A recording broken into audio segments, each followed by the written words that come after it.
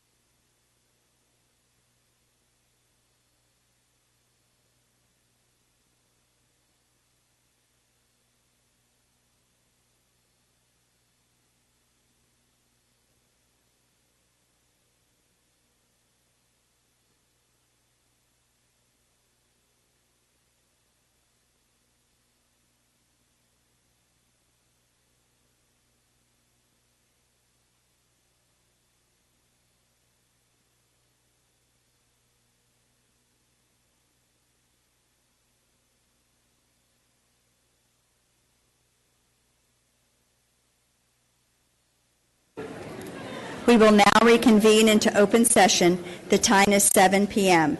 I want to once again thank the Hebron Choir and the direction of Mr. Carr for sharing some holiday spirit with us tonight. Next up is our Pledge of Allegiance and Texas pledges. Students from Liberty Elementary will now lead us in our pledges. We have two fifth graders, Sebastian Thompson and Izzy Gardner. Join us.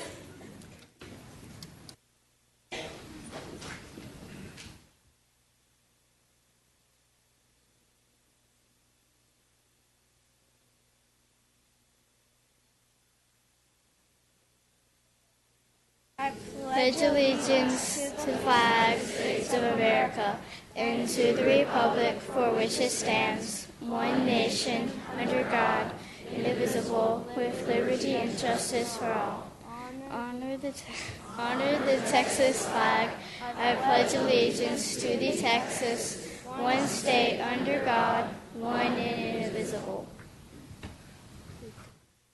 Right, stay up here. Join us up the front so I can tell all the great people all about you.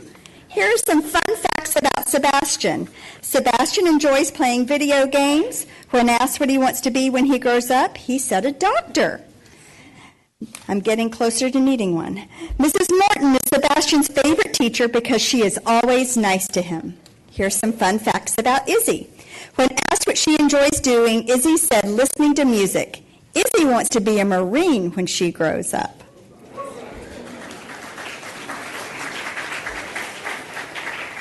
Mrs. Morton is a favorite. She, too, is Izzy's favorite, as she helps Izzy with her work.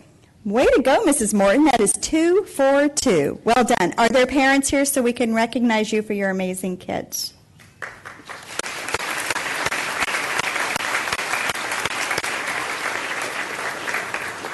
Thank you all so much for coming.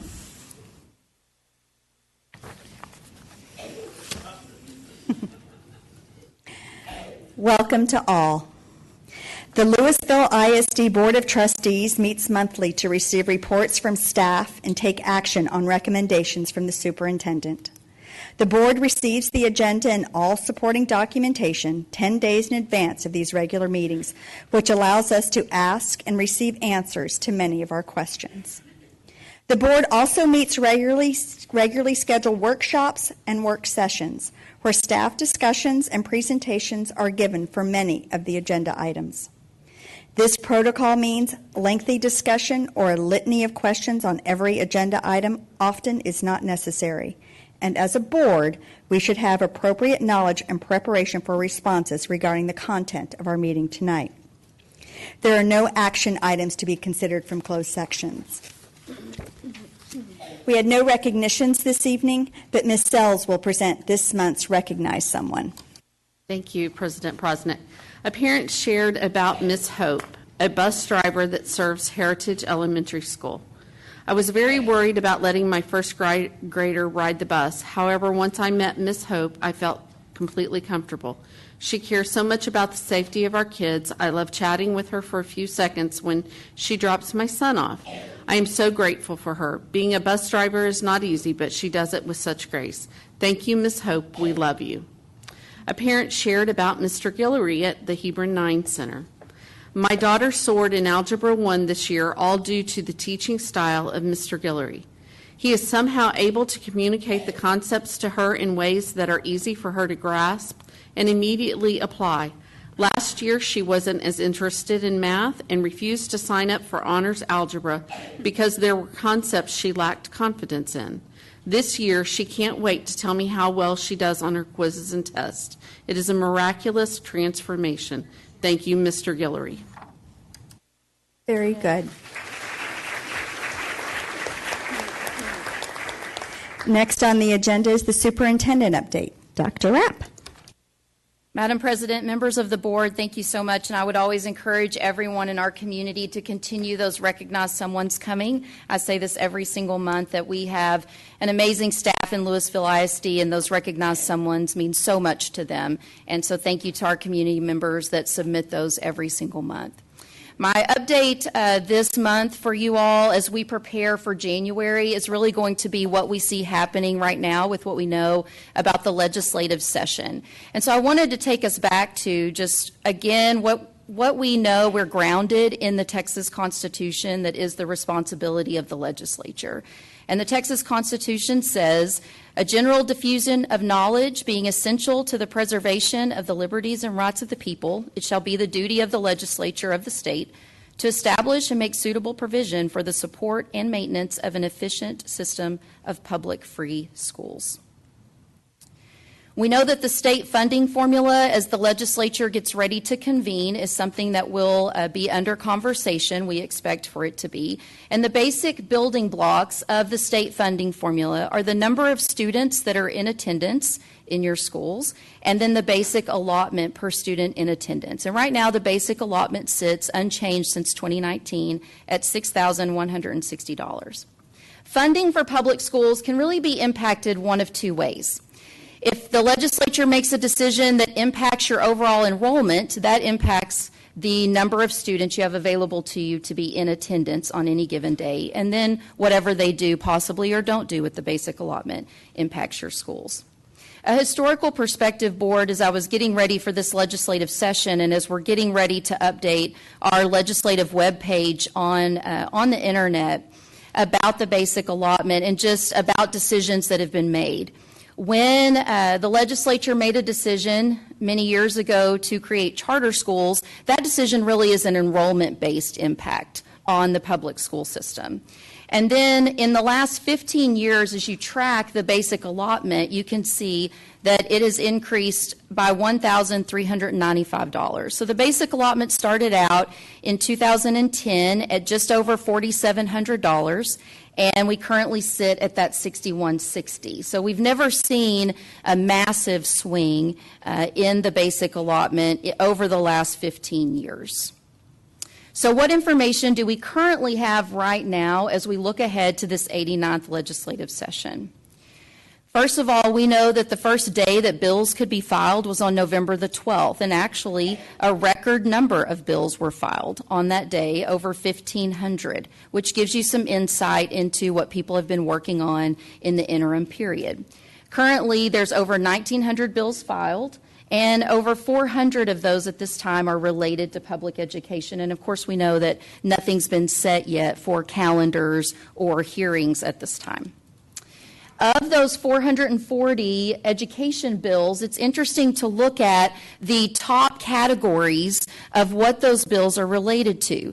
The very top category that your education bills are related to right now that have been filed are related to property taxes in our state.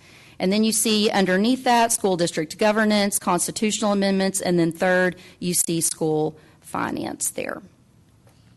So let's take a look at some of the key topics that we expect that the legislative session can end up discussing. First of all, I want to talk about what we see with the basic allotment from the bills that have been filed. There's been 4 bills that have been filed related to the basic allotment. One of them is simply to rename it from the basic to the initial allotment. One of them is to raise the basic allotment by $915 and create an annual adjustment for inflation. One is to raise it by $1,000. One is to dedicate any surplus funds that would exceed what school districts are entitled to, that those should go to an increase in the basic allotment. You can see the priorities possibly vary by legislator there, by legislator, as you see who has filed what bills. The 88th session, we know, ended this last fall as it went into special sessions with the basic allotment. The discussion was around it being increased $50. Then let's talk about of the 18 bills that have been filed related to school finance. I have not delineated out all 18 of those bills, but again, just some trends and patterns in them. This is where you really see some property tax discussion. You see a complete repeal or of the limitations on certain state and local taxes. You see a little bit of movement on the enrollment building block. So maybe moving towards average enrollment as opposed to what we have right now, which is attendance. You see several bills related to that. You see, again, a provision of funding under the public school finance system on the basis of property values and talk about what to do with homestead exemptions. You see revenue lost, and if the state values are not coming in at where the taxable value of the district property is coming in. You see an early agreement credit for purchase of attendance credit. That, again, is bringing back this idea that you would possibly get a discount on your recapture payment. We see a new conversation around creating a fine arts allotment, and then we see a bill related to pay for educators. When it comes to what we hear could be an emergency item and be dealt with early in the session, that would be related to what we would call vouchers, which is school choice. Right now, the 4 bills that have been filed, you can see them called anything from educational savings accounts to parental empowerment programs and to a budget savings account. We see one bill is reimbursement for tuition that's spent at a private school, and that would be in an amount that is less than the state average M&O expenditures. I'm going to talk more about the M&O here in just a second. We see one bill that really says, okay, we would establish as a state these educational assistance organizations that would be providers of education, and that a parent would get equal to the state average M&O expenditures for participating in that program. We see a bill where a taxpayer could designate what portion they pay in school taxes to be used as a grant to pay tuition for a qualifying school.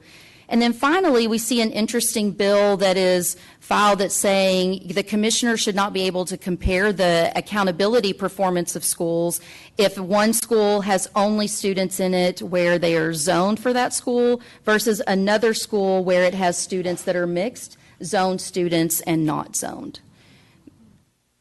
We know that Lieutenant Governor Dan Patrick has announced last week that his top policy priority will be Senate Bill 2. The lower bill numbers, of course, are reserved for those priorities, and he is expected to propose a program that lets families use tax dollar to pay for their children's private schooling. Now, when we see bills and they talk about the average of the state M&O expenditures, I do not know which number that it is that they're going to be referencing. Of course, this graph we've been talking about for months, and this graph is produced by the Texas Education Agency. It inaccurately displays data related to how much funding in the state exists and is spent per student. The top part of that graph says there's about $14,000 that is spent per student. So when at the last session they were talking about anywhere between $8,000 to $10,000 that families would get for school choice, which when you look, if you think that $14,000 is what public schools have, you may think $8,000 to $10,000 might make sense. But as you start working your way down this graph from TEA, the first $244 of that is actually spent on the Texas Education Agency, our service centers, state and federal vendor contracts, things like the STAR test. So I'm going to subtract $244 because that's not going to your public schools. $2,600 in that blue section is COVID-19 funds. Those funds have expired. They were temporary funds for schools. So I'm going to subtract $2,600. Those are no longer available to your schools. $1,600 is what is spent per student across our state with voter-approved bond debt. And as we all know in this community, because we've talked so much about the different buckets, that you cannot use voter-approved bond debt for the daily operations of the school district. So I'm going to subtract $1,600 from the amount as well, which this leaves the green amount there that's about $10,000, if that's what they would be considering, would be the average M&O expenditures. The top portion above that black line is actually varies by school district. You look at the top portion of that circle graph, things like TRS on behalf is counting in that $10,000 figure. Public schools are not allowed to spend any TRS on behalf. We are simply a pass-through for that dollar amount. We see comp ed and small and mid-sized district allotment. That also varies by school district. We do not get the small and mid-sized district allotment. But one of the other most egregious aspects of this graph, outside of TRS on behalf, which we don't have any access to me is the Tier 2 enrichment that is indicated in the green. And that's those golden and copper pennies. And we all know that the only way a district gets access to those is by going to their voters. And so that also should not be included in this calculation. So I'm going to subtract that as well, which means the $1 amount that all schools in the state of Texas have access to that's the same boils down to the basic allotment of $6,160. So when I see legislation that is considering that what a family would get to leave the public school system could go back upwards to $10,000, that's not what the public school system has access to, and that's where those funding amounts could be coming from. So I'm going to ask Scott to talk about the funding impact of our declining enrollment and how your funding ultimately, what it would look like if we were 60,000 students compared to what we have right now. Thank you, Dr. Rapp. This slide will show the impact on funding as enrollment declines throughout the district. And so it has 5 different enrollment scenarios. The first one is enrollment of 60,000. And so that was the district's forecasted enrollment if we were at build out. And so when our facilities were built, that is what the anticipated maximum enrollment for the school district would be, is 60,000 students. And so looking at what our state funding, less our recapture payment back to the state would be, our net funding if we were at 60,000 students would be $152 million of state funding that the district would receive. I compared that to what our funding is in the current adopted budget. And so if we had 60,000 students, we would receive over $83 million more from the state than we're currently receiving. The next column over has a projected enrollment of 53,000, and that was the district's peak enrollment around 2017 before our enrollment began to decline.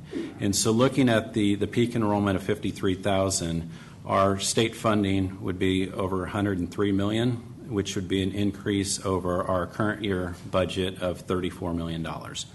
The next column is our adopted budget, and just as a reminder, we used a projected enrollment this year of 48,100 students. That was our projection at the time that we adopted the budget back in August. And so looking at that projected enrollment, the district was to receive state funding of almost $69 million. And so the next column over shows an enrollment of just over 47,700 students. That's what our enrollment was as of last week. So you'll see we had a decline of almost 400 students from what we used to adopt our budget. And so that enrollment decline will mean that our funding from the state will actually decrease since we have fewer students. And our funding is based primarily on the number of students that we have and how often those students attend school. And so with our updated enrollment of last week, we'll be looking at a decrease in our funding of about $2.7 million. And then the last column takes a look at next year's projected enrollment. And this is from our most recent demographic report from Zonda that we've received. They're projecting our enrollment next year of 47,187 students. So almost 900 students, less than what we projected this year's budget on. So using that projected enrollment for next year, our funding loss for next year from what we adopted this year's budget would be $6.4 million. So when you go back and think about, our adopted deficit was $4.5 million. Right off the bat, just looking at what our projected enrollment is going to be next year, you'd have to add $6.4 million more on top of that deficit before we look at any additional cost increases or, any other revenue shortages that could exist as well. Thank you, Mr. Rare. The projection from the comptroller in our state is that Texas is expected to have plenty of cash to fund any new mandates. In fact, it is projected that our state will have a $20 billion surplus at the start of the session when it begins in January. So when you think about this by the numbers and you think about the state of Texas, the Texas economy is the 9th largest economy in the world. Nearly 11% of American children attend a public school in Texas. That's how big the public school system is in Texas. When funding is adjusted for inflation over the last 10 years, there's an 18% decrease in the amount of dollars per student that have been allocated to public education because inflation is at all-time highs. We know that special education in Texas is underfunded by $2.2 billion. Transportation is underfunded by $1.6 billion. Safety and security is underfunded by $747 million. And ultimately, we know that our state continues to rank in the bottom 10 states for per pupil spending on public ed. I would say there is a lot for our legislature to consider when they convene on the first day on January 14th. And I know that we're working hard as we prepare for the 89th session. I say may we all join forces and stand united for legislation to be passed that supports not only our local schools, but the over 5 million Texas children who deserve much better than what is currently being given to public education. We'll have a chance locally to rally with our PTA. I'm so proud of them and the work that they do. That rally will be on February 24th, 2025 in Austin. Its emphasis is Legacy in Action, and we will have our website ready to go for our community to advocate when the session begins on January 14th. And with that, that's my update. Thank you very much, Dr. Rapp. Public comments are next on the agenda. Those who wish to speak at a board meeting often expect a dialogue with the Board of Trustees. However, in accordance with Texas law, the board is not able to respond directly to comments or questions posed by speakers. Texas law also does not allow the board to discuss or take action on any issue presented during the public forum unless the item has already been posted for action on the meeting agenda. Once again, to those speaking regarding potential campus retirements and/or boundary adjustments, I know that the thought of retirement or consolidation of your child's campus may be very personal and emotional for you. We appreciate you being here to share your thoughts and provide input. I ask that in making your comments, you focus on your campus only and refrain from making any disparaging or negative remarks or comparisons to other campuses. Each speaker will receive a written follow-up from the district in the next 3 business days. The board and district administration welcomes and values the feedback shared during this time of the meeting, and we are grateful for the continued partnership between LISD and the families and the communities that we serve. First up will be Lewisville ISD stakeholders. Lewisville ISD stakeholders, meaning current students, parents, employees, and residents of Lewisville ISD, will have up to 3 minutes for their presentations. Mr. Ryan Ritter.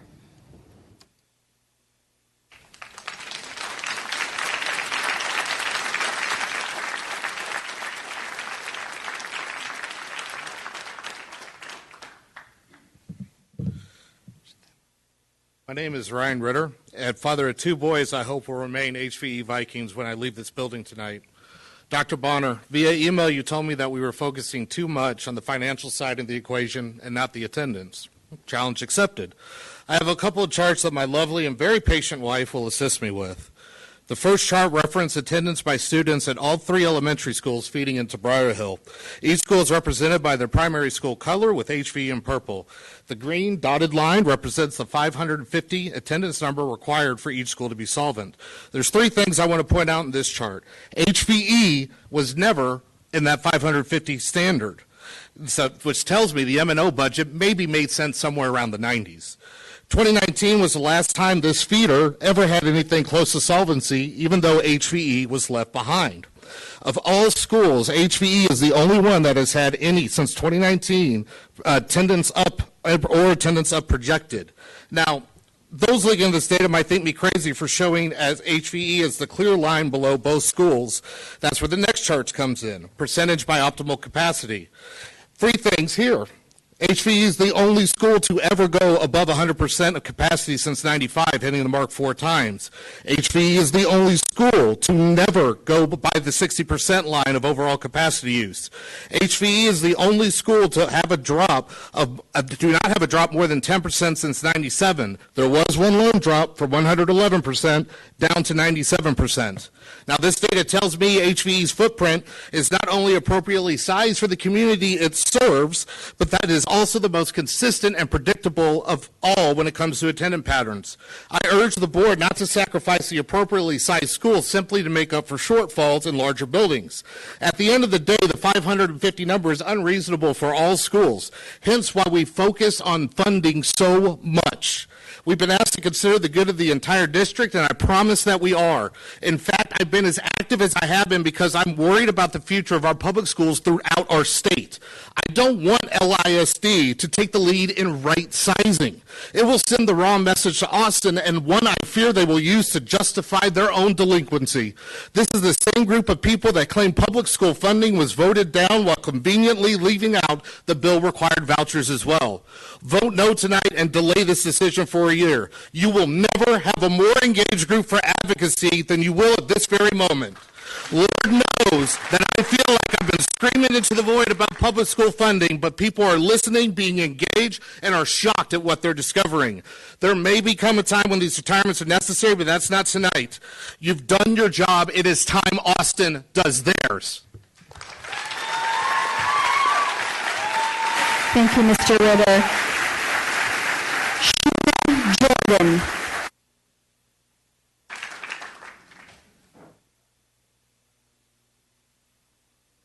Mine's not that passionate. Dear members of the school board, my name is Sheena Jordan. As y'all probably know me from last time I spoke, my son is currently attending kindergarten at Memorial Elementary. I'm speaking again to express my concerns regarding the potential rezoning of our neighborhood, Meridian Hidden Cove, from Memorial Elementary to Kamey Elementary.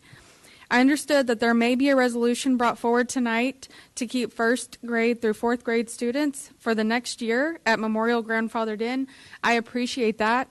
But my concern is I still have a 2-year-old that I'd also like to attend Memorial. As I'm very new to this public school system, I don't know if she'd also be able to attend her big brother's school, as they'd be attending public school at the same time in 3 years. I don't know if rezoning could take place in the future either, so I stand before you today to ask that our neighborhood not to be rezoned at all at this time. Just a reminder, since our neighborhood began developing in 2006, we have been rezoned 4 times, an additional 1 time for a middle school. This impacts our children's primary educational stability, and to provide context, we were zoned to Coyote Ridge in 2006, rezoned to Independence in 2008, rezoned to Etheridge in 2012, rezoned to Memorial in 2021. Now we are facing being rezoned for a 5th elementary school, Kamey, which would mean our children have attended 5 different elementary schools in less than 18 years. This level of instability is excessive and detrimental to our kids, our neighborhood, and our community cohesion. Despite our community's past objections to the frequent rezoning, our voices have been ignored. Finally, the anticipated rezoning will likely reduce our property values and could force my family to consider moving or enrolling into a different school system. I strongly urge the school board to reconsider the rezoning of us to Kamey Elementary. The stability, quality education, and well-being of our children and community are at stake. And for a couple of neighbors that could not come tonight, they wanted me to say that they bought their houses in our Meridian school, our Meridian district, just so their kids could go to Memorial, and now they don't have kids in the LISD system yet, so they're going to be screwed. So that's all. Thank you. Kira Dennell.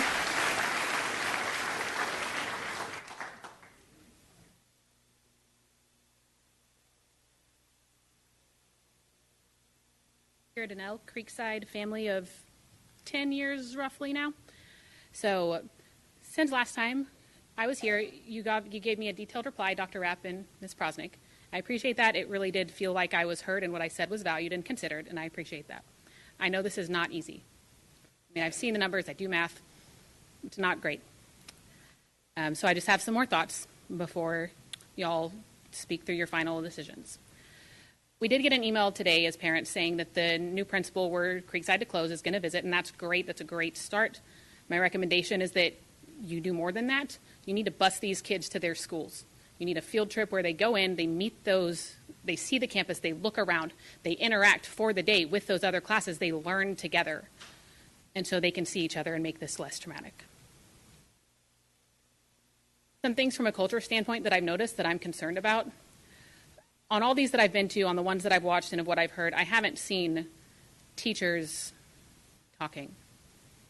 I haven't seen them feel comfortable speaking out. And that concerns me for the culture of this district, because you have good teachers with good things to say. So I don't know if they were involved in any decision making and any thoughts at all, but they are on the campuses, on the ground. They know their schools, and hearing their input is important. But I really haven't seen that very much. They have not felt comfortable speaking out from what I have seen, and that's a concern. You've got to get with these teachers, hear from them, make them feel valued from everything that they're going through, because not only is this decision being made seemingly without them and without them being able to talk safely and securely, they're now going to have to move campuses where they have been for years in leadership positions, and they're going to be brand new on new campuses. You've got to take care of them, the admin. Were they included? Were paras included? Because the paras are always overlooked. They're severely underpaid, as we all know. And the paras are the ones who these kids know intimately, deeply, who love these kids and work really hard because they're there because they want to be, because they're certainly not there for the paycheck. And what they have to say is important. Last week, I believe you said you cut either maintenance or facilities at this building. I can't remember which one it was, but you've cut some funding there for this building. But before you close the middle schools on these kids in a few years and do the same thing to these families again, I encourage you to take it further than just maintenance and facilities. Consider leading by example and shutting this building down instead. You have empty rooms on campuses all over the district that you're supposed to serve and that you are supposed to lead. Put your offices on those buildings. Work from home when you need to every once in a while. Close central office instead of middle schools. Be on those campuses and be present. Not to judge them, not to evaluate those teachers, but to serve. You could step into a class and sub. You could help a teacher with a struggling kid. You can see what's happening regularly on these campuses and save money by shutting down this campus, this building, instead of doing it to the schools. You expect these teachers to travel campuses. You expect them to travel rooms. You expect the kids to travel campuses. Set an example. You can as well. Thank you. Linda Borstein.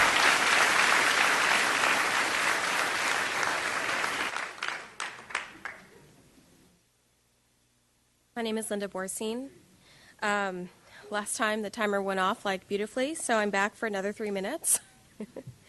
First, I wanted to say that I do not envy the position you all are in. This is difficult for everybody involved, and it has resulted from a culmination of factors between decisions the district made years ago, global pandemics, cost of living, and so on. It was clear last Monday that at least my voice had been heard and concerns were noted. It was clear that at least some of you have been receptive to the gaps presented in your proposals, so thank you. Even though no decisions have been made yet, as parents, we must prepare. So I'm worried because in conversation with some of my son's families at Pulsar, they're not going to be moving on if Pulsar were retired with the group. So that kind of concerns me a little bit. Knowing that, I just want to let you all know that I've also restarted my application process because we are not zoned to Pulsar either. That said, I want to stress here something that may not have been said yet. I don't know if I've heard it. I'm not concerned for my son to be able to adjust. He will be fine. He's got a friend of 3 years that's with him now. They will be moving on to Hebron Valley if we stay. So that's not why I'm standing up here. I want to make it clear that I'm standing here today because I'm worried about the integrity of the decisions that you all are going to make in light of the problems that we are facing. I'm concerned about the fundamental lessons you are going to be teaching all of our children, and I'm worried that my son will learn that it really doesn't matter how hard you work or how successful you are, you can just be tossed out. I don't want him to learn that we take the years of effort, investment, and dedication from our community for granted so easily. I get it. We are in a crossroads. Whether all the right turns were taken or not, I get that the 0.8 or whatever, new numbers, the deficit is going to have an impact on our kids. It just is. I get that some schools must be retired, resulting in inevitable change. What I don't get is that in all the research I have done, and clearly so many others, why Pulsar? Why a school that costs less to the district than so many others? Why a school that brings in so much interest, including external transfers? Why a school with a rich history, as Mrs. Pulsar herself explained? Why a school with a Mrs. Pulsar? As she said, which has impacted me and rung in my mind ever since, let the little voices roam the hallways of this school. Why not give our students the best education that we can provide? So again, why Pulsar? Please join me in choosing our names. Thank you. Julie Ballman.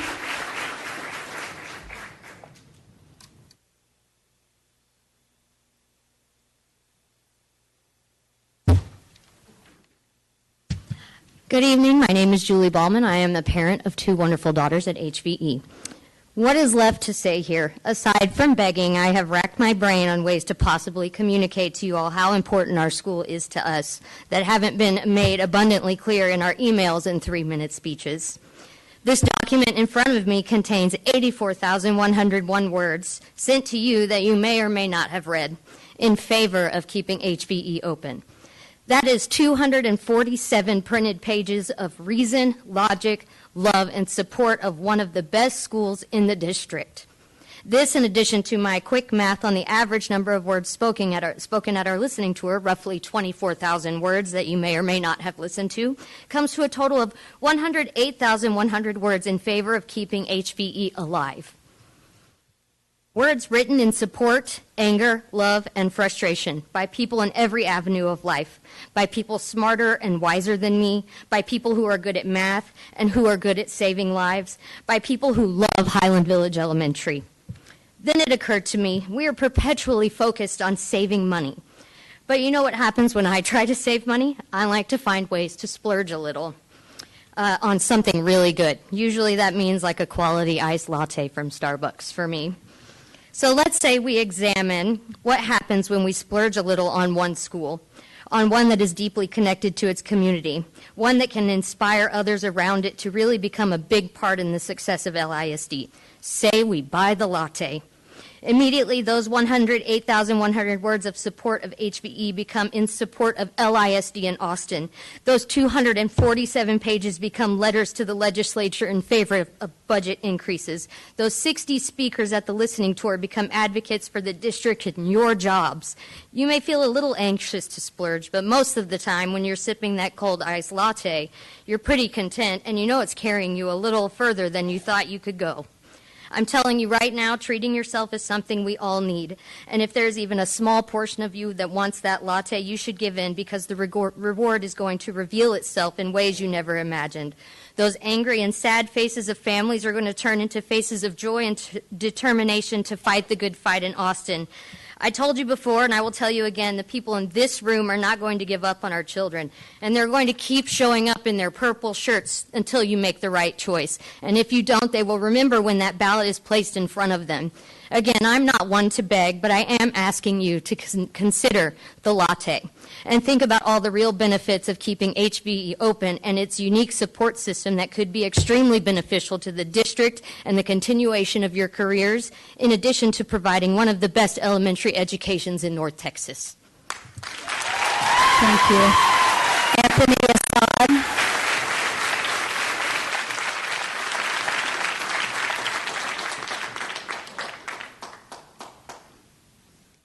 I do not have a stack of paper to throw down for y'all. I'm here to talk. My name is Anthony Assad. I live in the Meridian neighborhood. I'm sure you've heard from several of our neighbors. I'm not going to take the full 3 minutes. I just want to tell you, we are on the furthest part of Lewisville that nobody cares about us. We are just outside the colony. If I sneeze outside of my house, I'm sneezing into the colony, so nobody really cares about me over there either. We're in this gray area right now where we get tossed around every time. Sheena came up here and talked to you and told you we've been rezoned 4 or 5 different times over the past 15, 16 years. The message you're sending is that our neighborhood doesn't matter. Our neighborhood just can keep changing to fit y'all's dynamic and to fit what y'all are trying to do. Last week you told us that it was closer to just ship everybody over to Kamey. There's a school that's a little bit closer, so I just want to make sure that our voices are heard. For me, my son is 3.5 years old right now. Every time since he's been able to talk, I've showed him that's going to be our big boy school because that's what we were told. Now every time we go by Memorial, he's like, Daddy, that's my big boy school. That's going to be my big boy school. I'm not the one to tell him that he's not good enough to go into that school. Every parent in this room wants what's best for their kids. My job as a father, my job is to do everything I can to make sure that my son has everything better than I had. It's putting him in Memorial is the right place, and just playing hot potato with us, like I said before, just does not work. I would urge y'all to really consider not rezoning the Meridian neighborhood and keeping us zoned to Memorial. A lot of people bought their houses in this neighborhood. I myself bought my house in this neighborhood for that reason. And I'm going to be completely honest with y'all. I don't have it to tell my son that he can't go to that school because the other decisions were made. So that's all I have to say. Please stop moving us around. Thank you. Thank you. Rebecca Flieger.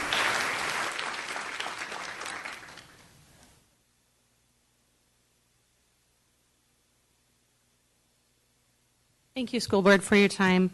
You have the fate of thousands of people in your hands tonight, students, teachers, and school staff, parents, and every community member that you are tasked with serving. My name is Rebecca Flieger, and I have a third grader at HVE and a 17-month-old who I would love to call at HVE Viking in the future. We moved to Highland Village from Lewisville after months of watching for a house to come on the market, praying that we would get this one. We are heartbroken that the fate of our school and community comes down to a vote tonight. I work in special education as a speech language pathologist, and the passion flows from my eyeballs, so I apologize. But speech therapy is a beneficial service, and we always have to ask ourselves, do the benefits outweigh any harmful effects? I would implore you to ask this question when you cast your vote tonight for each of the items on the agenda. Benefits to closing HVE that have been shared, saving on operational costs, adding a STEM elective at McAuliffe and Heritage where our students will go if HVE is closed. These are the only benefits that have been shared with us. Harmful effects, here we go. Diminished savings of closing HVE due to costs associated with securing and maintaining a vacant building until it is leased or sold. Adding a STEM elective to a larger school increases the specials rotation schedule from a 3 to 4 day rotation to a 5 to 7 day rotation schedule, depending on how many teachers are in each grade level. Our students will at most would have a weekly exposure to STEM, library, art, music, and other specials. This impacts the types of projects and activities that can be done in those fine arts areas and isn't as beneficial as it may seem. Teachers and staff will be displaced from school that many have worked out for decades. Decrease in home values by removing our school and moving our kids to a school 3 miles or more away. It is projected to impact our home values by $50,000 to $100,000. Decrease in sense of community now that everyone has to be transported rather than walking or biking. Decrease in community building by taking students out of their neighborhoods and placing them in a school far away. Increase of time spent in a car or bus on an already exhausting day. Without a light at 407 in Heritage, since it is up to TxDOT as reported at the last working session, we will have to turn right and either backtrack to Briar Hill Boulevard, which has a middle school and elementary school on it, which is impossible that time of day. U-turn to 407, also impossible. And then, or we have to go down to 2499, go through Highland Shores to get back to Eastern Highland Village. This increases traffic on already busy neighborhood streets, and this decreases the safety for walkers and bike riders due to traffic from buses or cars. Increases the need for after-school care because of the increased transit time. Impacted work schedules for working parents with the increased time getting students to and from school. Decrease in family time at home and in other extracurricular activities. Each of these concerns have been met with. We haven't been able to consider that until a vote is reached. Passing this responsibility to the parents to figure out is inconsiderate and irresponsible. Thank you, Ms. Flieger. Rachel Rivera. Good evening. My name is Rachel Rivera, and I have 2 daughters in 3rd grade at GRE. Over the last week, I've emailed the board and Dr. Rapp several times, in part to continue to request a delay in the school closure decision tonight. And if this delay causes problems with the timeline, then I also requested delaying the potential closure back a year. The request was denied. There will be no delayed decision. One of the reasons for not considering a delayed decision was that the board believes it would be more harmful due to the anxiety and emotional toll this process has had on the community. This was surprising to me because the parents, communities, and town councils have continued to ask the board specifically for this, a delayed decision, at minimum. President Prosnick, in your final reply to me, you said you hope this decision will bring an end to the anxiety with clear answers. Respectfully, if tonight's decision is closure, the anxiety is only just beginning. We will leave here and go home to tell our children that their beloved schools are closing, that we don't know where their friends or teachers will end up, that we don't know what next year looks like. For many of our children, this will cause a great deal of anxiety. This anxiety is likely to affect the remainder of their current school year, as well as next year, and probably more. The teachers and staff will also be dealing with their own anxiety about what their futures look like, all while trying to manage classrooms full of kids who are confused, sad, and worried about what's to come. The only group that may have less anxiety once a decision has been made are the decision makers. There has, however, been one positive out of this experience. Our communities have showed up for our schools. The kids, families, teachers, neighborhoods, and towns have come together with countless ideas to gain attention and support. We have worked together to advocate with every resource we have. I'm proud to be part of this group, and am thankful to all who have supported us. I pray that our kids have been watching us these past months and have learned how important it is to advocate not only for yourself, but more importantly, for those that cannot. Thank you. Matt Enslin.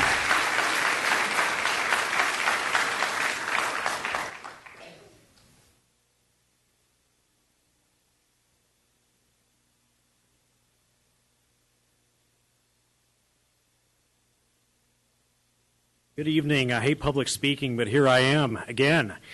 Quick story time. Growing up here, every time we drive by Forest Vista Elementary on the way here to go grocery shopping, my mom would sarcastically state she looked forward to playing bingo where one day when half the new elementary schools turned into retirement centers.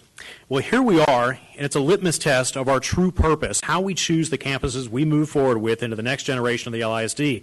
The choice should be to surgically retool our district to answer the monumental challenges in the foreseeable future. It should not be to close some of our best and most connected institutions. We will not go silently into the night no matter what tonight's decisions are. I'm going to continue advocating for our best and most connected schools, of which my children's current elementary school, Highland Village, is one, as are others on tonight's agenda. We're faced with a complex problem that will continue after this evening. It requires an equally complex solution that I continue to maintain we don't have yet. And yes, I'm going to say it again, the values used to assess schools simply don't align with those of your electorates or the decisions own. And of course, none of us want to see wasted resources. We want to see resources streamlined through the lens of student learning and student experience with continued community engagement and respect of the community's time and talent. That isn't too much to ask because it's on the wall out there.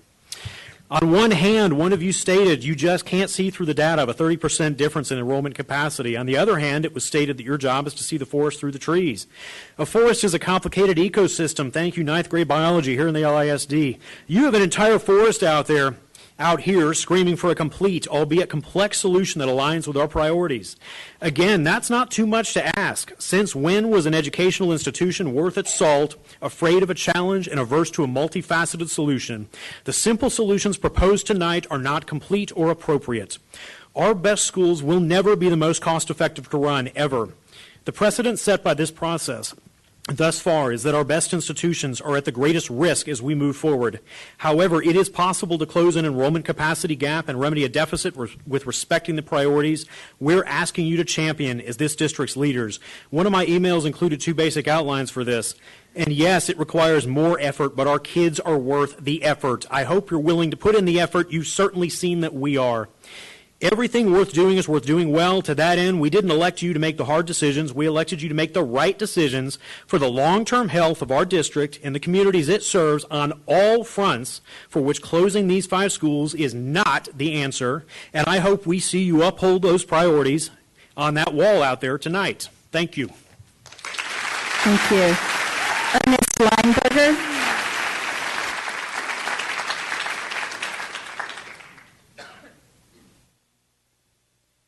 Hello, good evening. Thank you so much for the opportunity to speak, and I really enjoyed the lesson we got earlier, and the children were just awesome with their choir. But it is with deep respect for the Lewisville ISD Board and the work that you do, I stand to introduce myself, Ernest Lineberger, a retired naval officer living in Denton County, working at Texas Instruments, and interested in the matters that impact the quality of life in our community. I would also like to express my appreciation and support for your efforts to teach our children, keep them safe and on track to meet their full potential in an uncertain future. It is clear to me that this is no easy task. I salute you in your efforts and offer my support. I appreciate what you have been able to do in these post-COVID years. With restricted funding and now in a situation of declining enrollment, with uncertainties in state and national support for childhood education, curriculum changes that seem to cross boundaries, and outside groups forcing selfish interests to the front. I believe these issues are best met with mutual support and respect, and so it is with utmost respect and appreciation that I, Ernest Lineberger, offer my support. Thank you for what you do for our community and for this opportunity to speak. And I also appreciate the people of our community who have come out here to share their heartfelt thoughts and wishes. And on one last afternote, I am a product of public schools, public education, and I was not allowed to attend the same school for a second year until 8th grade. Somehow I survived. I don't recommend it. I was a product of a military family, and that caused that. Thank you very much. Thank you. Dale Frey.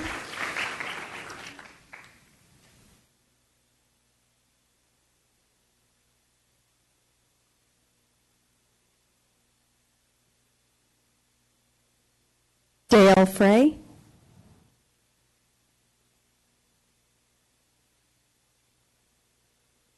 Sorry, it was a little bit hard to hear.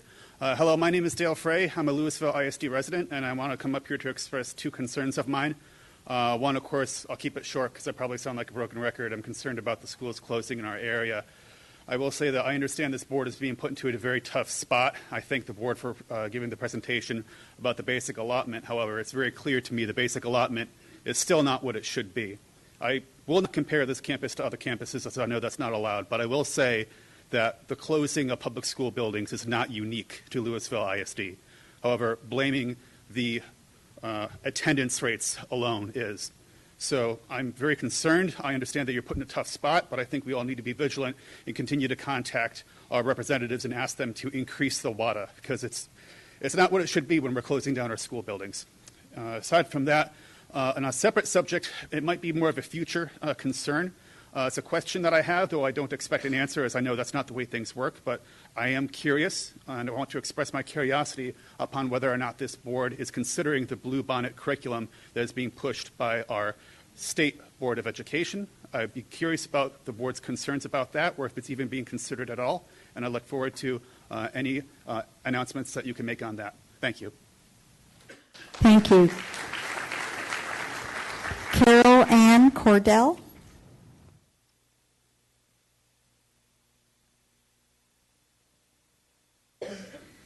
Good evening. My name is Carol Ann Cordell, and I'm here to urge you to reconsider the decision to keep Garden Ridge Elementary on the list for potential retirement. I am a GBC, a Gator by choice. My husband and I proudly picked the home that we live in after we chose to sell our home in Capel, and we specifically picked Garden Ridge for our kids to go. My two older children, who are in middle and high school now, both spent all of their elementary time in Garden Ridge, and my 6-year-old is a current first grader there now. This school is not just a place for education. It's a vital part of our community. Its closure would have a lasting impact on both our children and our neighborhood. Let's talk about the numbers. More than 15 elementary schools in LISD fall severely below average in test scores, progress, and equity. Yet only 2 are on the closure list, and none of the 9 schools that scored below a 3 on these measures are included. Why is that? Why is LISD proposing to close 2 of the best performing schools while rewarding mediocrity elsewhere? It makes no sense. Garden Ridge, on the other hand, is one of only 10 elementary schools in the entire district that has received perfect or near perfect scores in these key areas. Yet it's up for closure. Why would you propose to retire these schools? Schools that provide such a high quality environment for learning, that have the best staff, the best teachers, the best programs for our students that go to Garden Ridge. There are so few in a district as large as LISD that are able to achieve this kind of success. It's not just a disappointment, it's unacceptable. If Garden Ridge were to close, the alternatives just don't offer the same level of educational excellence that Garden Ridge provides. The schools on this list cannot match any of the achievements that our school has, and it's not acceptable the options our students are being given should Garden Ridge close. I ask you to reconsider this decision. I don't even think it needs to be delayed. I would like for this to be no longer a conversation. Closing Garden Ridge Elementary would take away one of the few bright spots in LASD and set a troubling precedent for the future of our students. We can't afford to let this happen. Our children deserve the best, and Garden Ridge has consistently delivered that for over 30 years. Thank you. Thank you. John Pyle.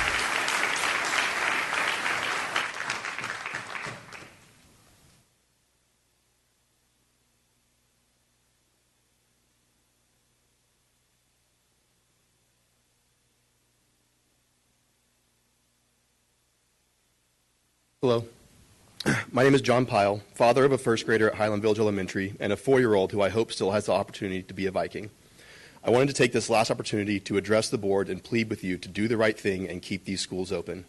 It has become increasingly clear that some sort of new pressure has been put on this board to make these drastic decisions. We have asked time and time again, why now, why so soon? Why, when we are within the 1.5% target deficit that you are shooting for the 24-25 school year? Our deficit is 0.8%, or as Buddy has now infamously put it, smaller than a gnat's eyelash. Make no mistake about it, these moves are drastic. Hundreds of parents have emailed you or spoken to you about the commuting issues moving us to Heritage will create. Families who chose Highland Village because it was a neighborhood school that they could walk to or they could drop off and quickly be back on the highway. Many, like myself, have come to you incredibly vulnerable and discussed our children, some with learning disabilities, some with social or behavioral issues, all of whom have had their lives immeasurably improved by Highland Village and their wonderful teachers. We have expressed to you our concerns about how this change will affect or even set back our children. By closing HVE and these other schools, you are drastically altering the lives of your constituents in a negative way. You have been so quick to bring up 5 to 7 years. We'll be bankrupt in 5 to 7 years if we do nothing. The proposed closure does nothing to fix the problem. We will still be in a deficit. So what does it buy us? 1 or 2 more years? Then we'll still be bankrupt? I urge you to buck whatever pressure has driven you to this point. I urge you to focus on providing the best education for our kids instead of focusing on the bottom line. Highland Village Elementary is an astounding school by every metric. It should be a representation you're using to showcase to the state why we need increased funding and why public schools can work when we treat it like our duty as a society and not like a business of profits and loss or a piece of a political ecosystem. I urge you to address the real problem that is Greg Abbott and his cronies in Austin who've been doing everything they can to cripple the public education system of Texas so they can save their CEO friends $10,000 a year on tuition. Keep our schools open. Spend the time you have left getting every elementary school in LISD to perform to the same standards that Highland Village consistently has. Demand that Austin address the public education system, not just here in Lewisville, but across the state. Be the district that stands up for what is right, that stands up for your constituents. If nothing changes in Austin, the district will go bankrupt either way, so operate at a loss.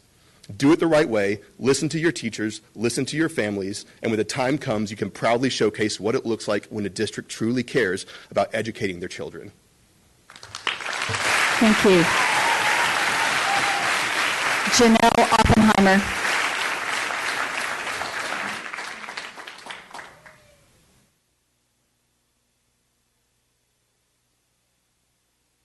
Good evening. As a district resident, taxpayer, and parent, I am here to express my appreciation for the board members and administration who have for years been working tirelessly to squeeze blood out of a turnip as the state has slowly strangled our public schools. Years of stagnant funding coupled with increased mandates and inflation have made these decisions ones that cannot wait. Is it possible that the basic allotment will increase after this upcoming legislative session? Sure. But the vouchers it will be paired with will only serve to exacerbate the other real problem the district is facing, and that is declining enrollment. The 5 feeder patterns are currently running anywhere from 66% to 81% capacity. Today's kindergarten classes are less than 70% of these already diminished numbers. half-empty school buildings are unsustainable no matter the circumstance. I can't imagine that our communities are suddenly going to be encouraging the construction of affordable multifamily housing, the kind of housing that brings in young families with young kids who will revitalize our district. So looking ahead as they must, using real data as their guide, what choice does the board have? Is it not a demonstration of fiscal responsibility, dare I say conservatism, that our district is making changes that will increase efficiency? My representative, Ben Bumgarner, who by his own admission does not understand how school funding works, has made comments indicating his concern with the district not being able to balance the budget. Shouldn't he be up here applauding these hard decisions? Representative Bumgarner, as well as all other recently elected LISD area legislators, are happy champions of Abbott's voucher scam that will funnel public money out of the public schools and will further incentivize decreasing enrollment. Declining enrollment and changing demographics are a normal progression for communities that experience rapid growth. A boom followed by a perceived bust as families age out of the school system but don't want to leave the community. Unfortunately, when you couple this normal process with the deliberate starvation of the schools, the change happens more rapidly. These decisions are difficult, not just for the families that are affected, but also agonizing for the people who have to make them. There is never a good time or an easy way. This board is doing what they can to save jobs, save programs, and minimize the impact on feeder patterns. I want to recognize your thoughtfulness and transparency through this process. Thank you. Thank you. Michelle Hernandez.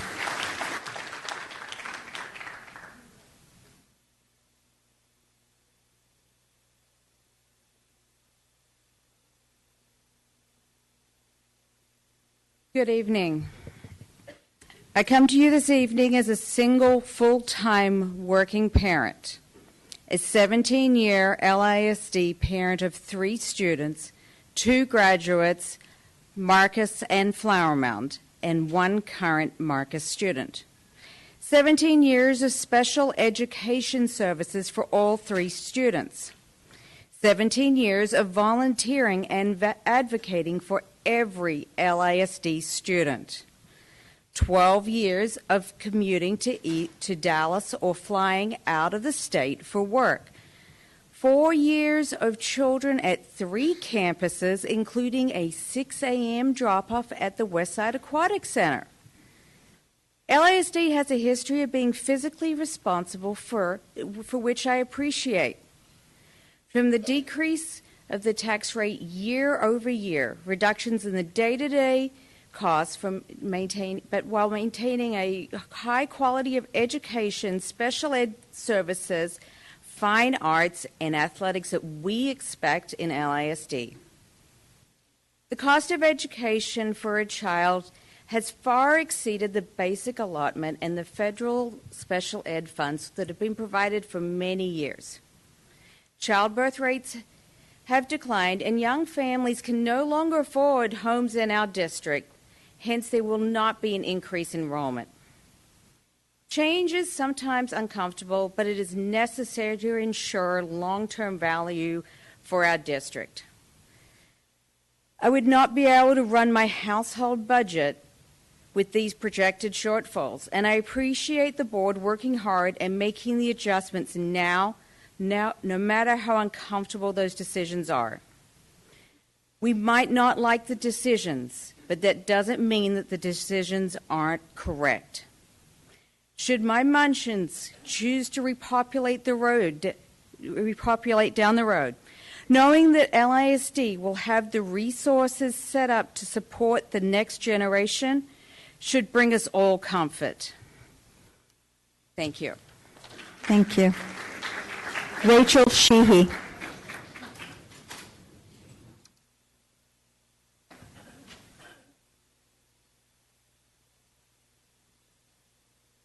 Good evening. We know tonight is the night of recommendations and decisions that have been looming over all of us for the past few months. I want to take a moment to thank you all. We understand the weight that has been on your shoulders, as well as us as parents and our school's administration and staff. The past few months haven't been easy, so I want to express my appreciation for the seriousness that you all have approached this with. I've spoken at meetings, written emails, spread the word within our community, and also reached out to state representatives. I also want to let you know the personalized responses were greatly appreciated. I understand that at this point it's out of our hands, but I'm thankful for the opportunity to make my voice heard alongside so many other passionate parents. As another parent pointed out earlier this evening, I am also concerned that teachers and administration should have had a comfortable place to speak up without any fear of retaliation. With the state legislature seemingly moving away from public school support, it makes more sense for LASD to keep more small schools that need less renovations and have fewer large campuses. As boundaries are expanded, this means more time driving for more families and more traffic on the roads. There's two radically different learning environments at play. Large schools tend to function like factories, small schools more like communities. My child is only in the 2nd grade, but I feel like I know all the teachers on campus because of my involvement in the PTA. My husband, who's a watchdog volunteer, knows all of the 2nd grade names. There's probably not a whole lot of parents, much less dads, that know that. It takes dedication and commitment for a campus to be all in with STEM education. Every STEM campus deserves to have the best leaders in place that are committed to STEM succeeding, and Pulser has accomplished that with a team that has become family. Pulser is a strong, caring culture that has been led from the top down with our amazing principal, Mrs. Phelps, and assistant principal, Mrs. Cassida. STEM is the future, and this staff and administration are fully bought into that. I ask once again, please allow the administration, teachers, staff, and students to all remain together so that this amazing team can stay intact to benefit even more families. Thank you again for your dedication to our students, our administration, and our support staff. No matter what happens tonight, we'll always be Pulser proud. Thank you. Thank you. Melissa Adams.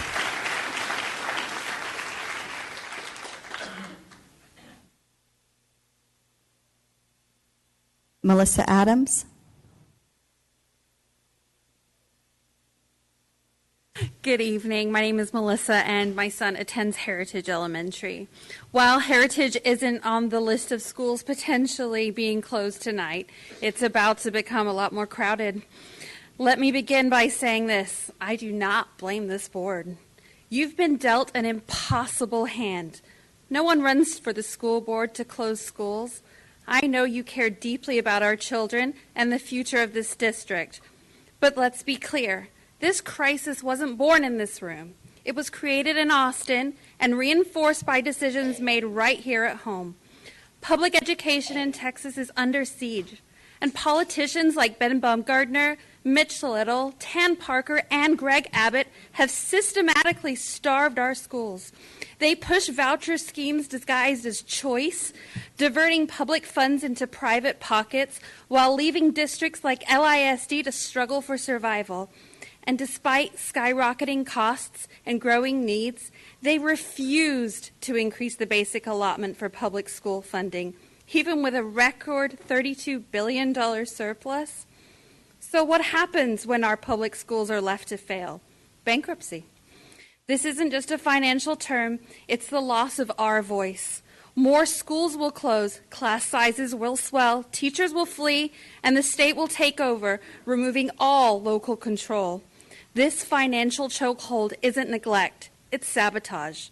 These politicians have rigged the system to collapse public schools so they can sell vouchers as a solution to protect the problem they created.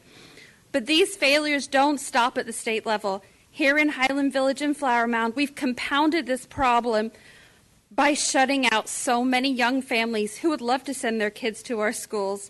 Our city councils greenlight luxury developments while adamantly rejecting apartments and middle-class homes. How can we keep our classrooms full when housing policies make it unaffordable to live here? So tonight, I urge every parent, teacher, and resident here, don't let this fight end with this vote. Redirect your frustration to where it belongs, at the leaders who have failed us. I don't see any of them here tonight fighting for our kids' future. Hold Ben, Mitch, Tan, and Greg accountable for gutting public education. Demand that our city council members stop catering to luxury developers and start approve housing that these families can actually afford. And when the next election comes, remember this moment. Remember who fought to protect public schools and who didn't. Because public schools are more than just buildings. They are promises to our children, to our neighborhoods, and to our future. These promises are under attack, but they're worth fighting for. Thank you. Thank you. That concludes our stakeholder speakers. Next up are our non-stakeholder speakers who will have 1 minute for their presentation. Stephanie Draper.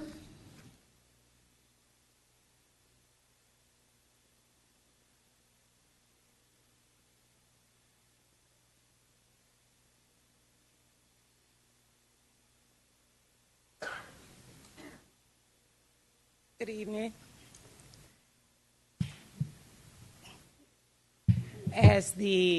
My name is Stephanie Draper, and I was the ex-candidate for 2024 State Senate District 12, and this was part of my district. As a taxpayer, I oppose incorporation of Bible-based curriculum in K-5 lesson plan. It's unconstitutional to use taxpayers' funds to promote one religion, violating both U.S. and Texas principles of churches and state separation. In January, we will have a new state board of education, and I urge to petition the Texas board, the State Board of Education, to remove the Bible-based curriculums and replace it with traditional inclusive lesson plans. Come January 14th, I will be advocating for all of the ISDs, our parents and our teachers and our students, to make sure that there is somebody down in Austin advocating for them. Thank you. Action items are next on our agenda, but at this time I want to give any board member moments of privilege if they so desire. Ms. Lasan. Okay. Thank you, Madam President. I guess I'll go first. Like many of you, I have written my remarks down because I don't want to forget anything and I don't want to stumble over my words. But first of all, I want to thank those of you who have taken the time to email the board, sign up to speak publicly at meetings, and talk with us one-on-one about this issue. All of you that have reached out have done so because you love your schools, and this is really a wonderful thing. I understand that some of you were frustrated with the process and feel that we were not transparent. I acknowledge that the process was not perfect, but it was not the intention of the district to be anything but open in this process. Dr. Rapp and her staff have spent countless hours responding to questions over the past few months, and I want to thank them for their diligent efforts. I know that many of you think that this project has been rushed, but for us, we have been watching this for a long time. The CEC was first engaged in late spring of last school year. However, we have watched the overall population of our district decline over the past several years. When I first took office in 2018, we were talking about a population of 53,000 students. Now we are holding closer to 46,000, which those numbers have been more detailedly updated tonight. We have talked ad nauseum about the reasons for this drop in students. One question we hear often, and for a very good reason, is how can we be dealing with an declining enrollment when everyone is moving to Texas, specifically to Denton County? I would say that because everyone is moving here, our housing values have skyrocketed, and thus it makes it almost impossible for a family with young children to afford to move into LISD. Many of you in the audience were here for the demographer's presentation when it was explained that there are children, albeit a very few, in the LISD boundaries that are not attending our schools. Again, totally in my opinion, but I believe that this is in large part to COVID. I have some friends who decided to pull their children from public school when COVID first hit and homeschool them. They realized they really like this option for their families and are not inclined to return. I have, however, seen some of these homeschoolers return to LISD in high school to take advantage of our sports, fine arts, and CTE programming, and I really hope that this continues. Many of you have asked what we have done to encourage parents to choose LISD and suggested a marketing plan. Again, going back to 2018, one of the first things that I remember us discussing was making the public more aware of all of the amazing programs that LISD offers. A marketing person was hired, and several new initiatives were started and still continue to this day. My point here is that marketing has been an ongoing project for the district for at least 5 years. Many of you have also voiced concerns regarding students in special education. I have spoken about this many times over the years, but special ed has a giant place in my heart, and as the parent of a special education student, I feel you. My oldest child entered LISD as a 3-year-old in PPCD. When he was 4, after a more detailed diagnosis, it was suggested that he be moved to a new school within the district. At the time, he was virtually nonverbal. It was such a frustrating time for us as parents, and I was not sure what the best thing was for him. And as many of you spoke about tears shed over your students, the day I visited my son's new classroom, I immediately started bawling in front of those teachers that did not know me from Adam. So I was a little frightened about what they were thinking about me. Ultimately, we made the hard decision to move him to a new school. But in very short order, I realized that this was the best thing we could have done for him. By 2nd grade, the art committee for my son suggested moving him back to his home school because the services he needed, he could receive there. And by the way, this school was Heritage Elementary, and it was Principal Toby Maxon's first year at Heritage, where they continued to serve him incredibly well his entire time at Heritage. Fast forward to 2023, my son graduated from high school, and his comm teacher, the one that we so scared moved over to this school, sat with our family to watch him walk across the stage. This is how close we became during that time. We maintained our relationship after he left that school and still do to this day. As board members, we have the unique privilege of learning about what is going on at all of our campuses. Throughout this process, I have really enjoyed hearing stories about amazing teachers and staff and the sense of community that you feel within our school buildings. What I hope that others may have gained from this discussion is that all of our campuses are special, every single one, and all of our campuses have amazing teachers and staff and a fantastic community that supports each one. No matter what happens with the vote tonight, I have no doubt that students will continue to learn and excel with the support of these same outstanding teachers and community members. I am the first, and at this point, the only board member to represent a single district. My area is District 1, and it covers all of Highland Village, Copper Canyon, and parts of Flower Mound and Lewisville. Over the past few months, I have talked with many friends and fellow Highland Village residents about this issue. I have heard all of your 3-minute speeches and read all of your emails. I have spent countless hours thinking and praying about what the right thing to do is. But because I represent specifically the Highland Village area, I believe that I am elected to vote the will of the people in my district. And the will of the people at this time is not to close Highland Village Elementary. I plan to represent Highland Village citizens with a no vote. However, please know that if any of these schools do not close by vote tonight, this may be only a temporary reprieve. To that end, I expect the same enthusiasm which many of you have campaigned against closing schools here in LISD will now be taken down to Austin. We need this same type of passion to be shared with our legislators and ask them to raise the basic allotment. The time is coming soon. The session begins in January, just over 1 month away. Finally, no matter the outcome of the vote tonight, I pray that everyone will be understanding and know that your child will be educated to the absolute best of our abilities. We want nothing more than your child to succeed. Thank you. Thank you, Mrs. Stein. Ms. Taylor.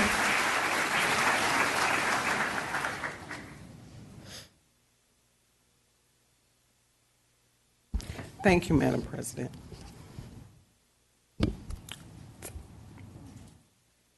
I have tried, excuse me, I didn't mean to get emotional, but I have tried to be as transparent as possible with the state funding and financial issues we are facing. We are also facing declining enrollment. We have 4,000 students in the senior class and 2,000 in kindergarten. I talk about math all the time, but that's easy math to see why we are where we are. Austin, we have a problem, not of our own making. So how do we fix it? I've already shared the cuts we made to central office, to the middle school schedule, and in removing some offerings with low enrollment, including accounting, which was difficult for me as a CPA. We also did not give our teachers a raise. And I talk about this every board meeting because I feel so strongly that we deserve to pay our teachers appropriately. They do a lot of hard work. And if I didn't think that they did or know, I figured it out very quickly during COVID when I had to teach my own child at home. They deserve the flowers, all of them, and everything that we can give. We asked our teachers to stick with us this year with no raise. We've talked to you about the increase in inflation, the increase in water bills, gas, electric, groceries. The teachers have had to go through that as well with no raise. They also had an increase to their insurance where they actually make less than they made last year. What we're trying to do is ensure going forward that we pay our teachers. We've talked about bankruptcy.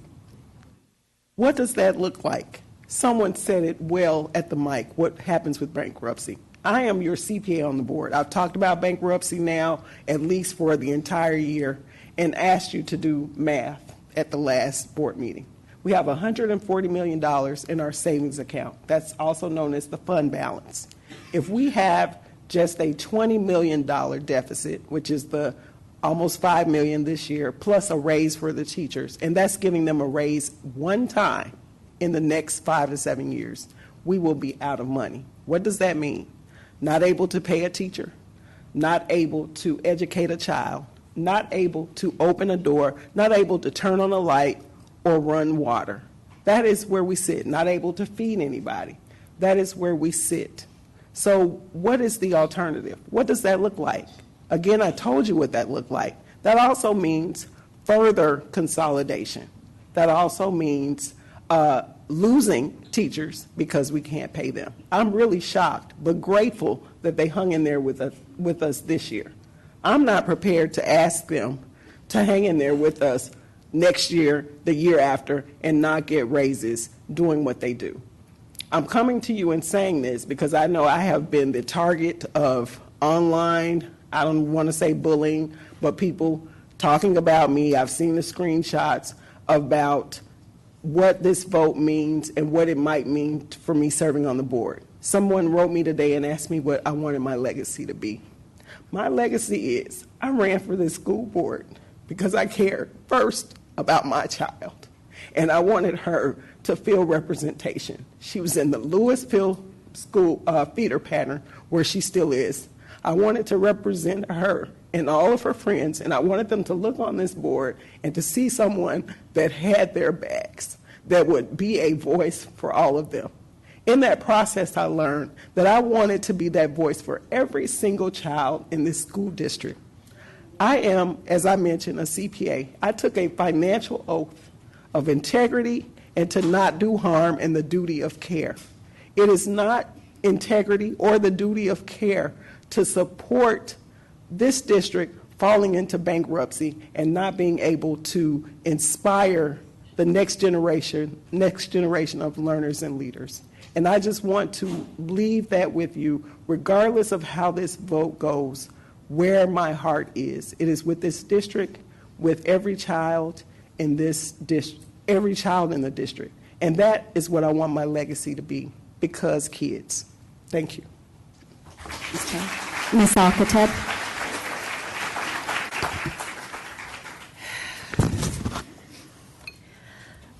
want to thank all of those that have sent emails, asked questions, signed up to attend and or speak at board meetings and the listening tour meetings, stopped me at school events that I'm attending around the district, at the grocery store, the orthodontist, knocked on my door and stopped for lots and lots of visits, sent pictures and letters through the mail, stopped me for hugs in the carpool line, and you made those calls.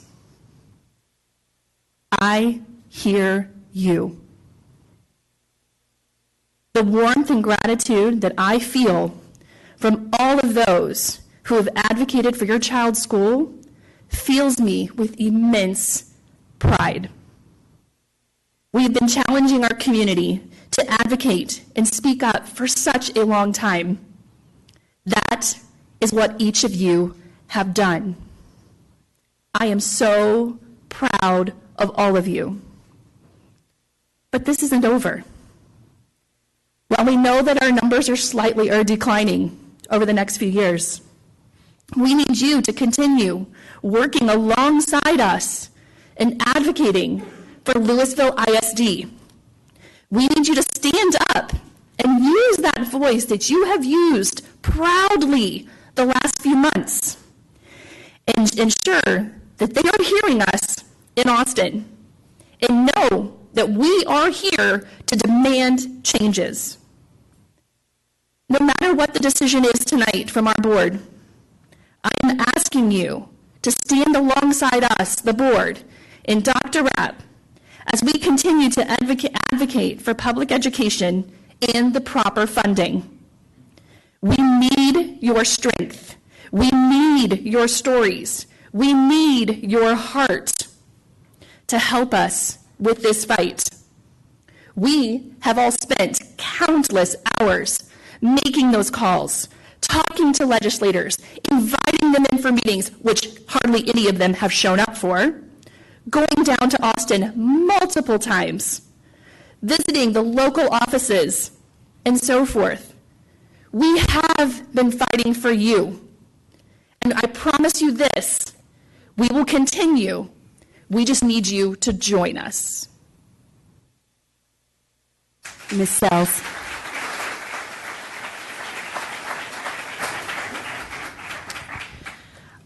I, too, just want to thank you all. It's 9 years on this board, and I have held it together. This is the third time that Ms. Prosnick and I have faced closing schools. And it doesn't get easier.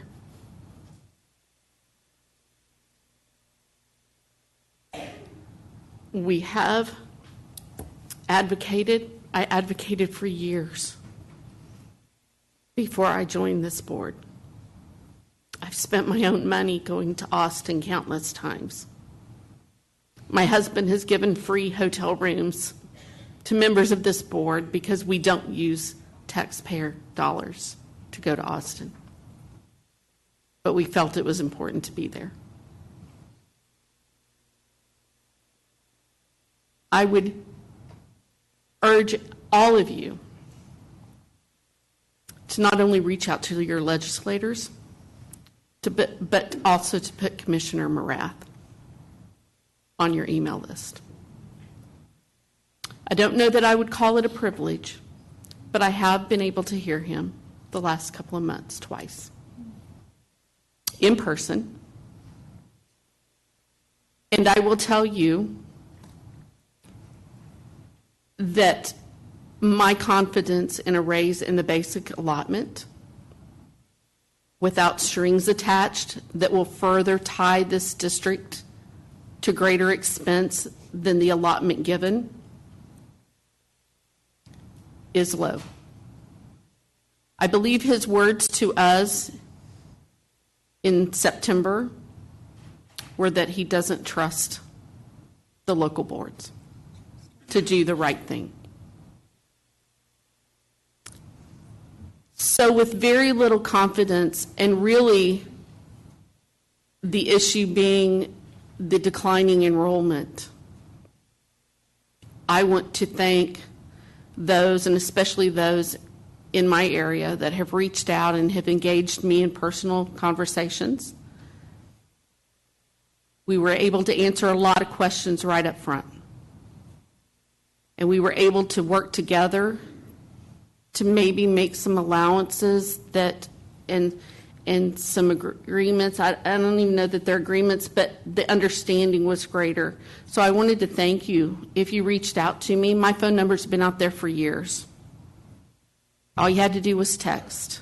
All you had to do was call, and I would call you back, I would text you back, and I did.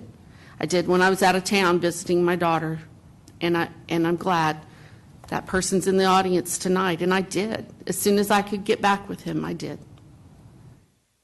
So I want to thank you. I also want to thank you once again for the hugs. Sometimes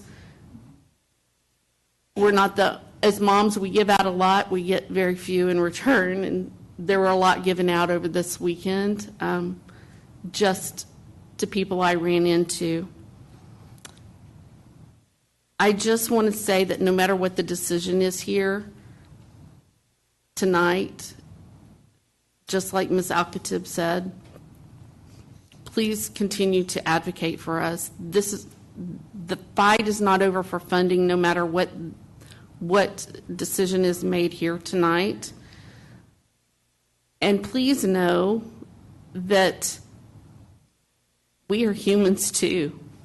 We have husbands. We have children, that the path in LISD was not always easy. Both of my kids were served by special education too. And that was a hard road for a parent. Because, you know, when I birthed both of those kids, they were perfect. And for somebody to tell me they weren't was really hard. But I want to encourage you all to just walk alongside of us, no matter what the decision is, and to make the future be as great as it can be. And I would just ask that moving forward, that if you have an issue with something I said, my phone number's out there, give me a call. I'll be happy to talk to you. I'll be happy to explain what I meant if you didn't understand it correctly. And I just want to say thank you, because the passion in this room is unbelievable, and I just want to bottle it and sell it, because it is just addicting. And I just want to thank each and every one of y'all for being here tonight. Thank you, Ms. Sells.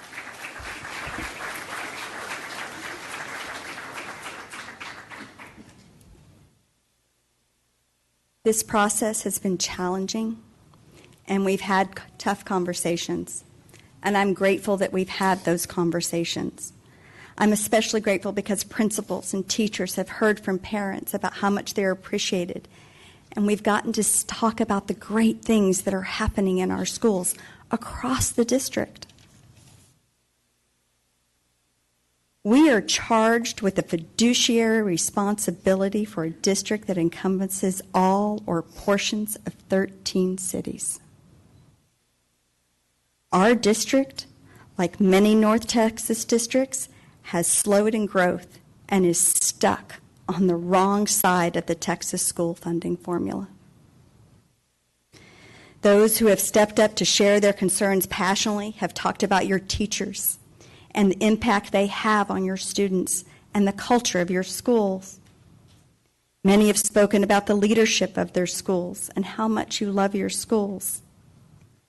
If we want to continue to have strong schools, we need to be able to provide adequate pay increases for teachers and staff. According to Raise Your Hand Texas, 70% of Texas teachers have said they are not sure they will return to the profession in the next few years. These are trained professionals who deserve to be appropriately paid. Due to our deficit, we were not able to give a simple 3% raise from the midpoint this year. I know their household costs have gone up, and I know that their personal insurance costs have gone up. We need to make room in our budget now and in the future so we can sustain their pay with their cost of living so they can afford to keep teaching in LISD. Some who have spoken have called the $4.5 million deficit we face now small. I'd like to remind you, it was $48 million before we passed the Vader. Then it was $14 million. And after we found $8.5 million to cut, we were left with a $4.5 million deficit. Next year, if we're in the same position and do nothing now, we'll probably have to cut teachers. 84% of our budget is people. Doing what is necessary to secure stable pay for the future for our teachers is not insignificant. We can no longer dip into our fund balance to help us offset. We are left from the state's unfunded mandates and inadequate funding system. It was said that we are good people making hard choices, and I believe that sums up tonight. I thank you so much for your advocacy and for the respectful way you've come before this board. And with that, we will move on to the agenda items.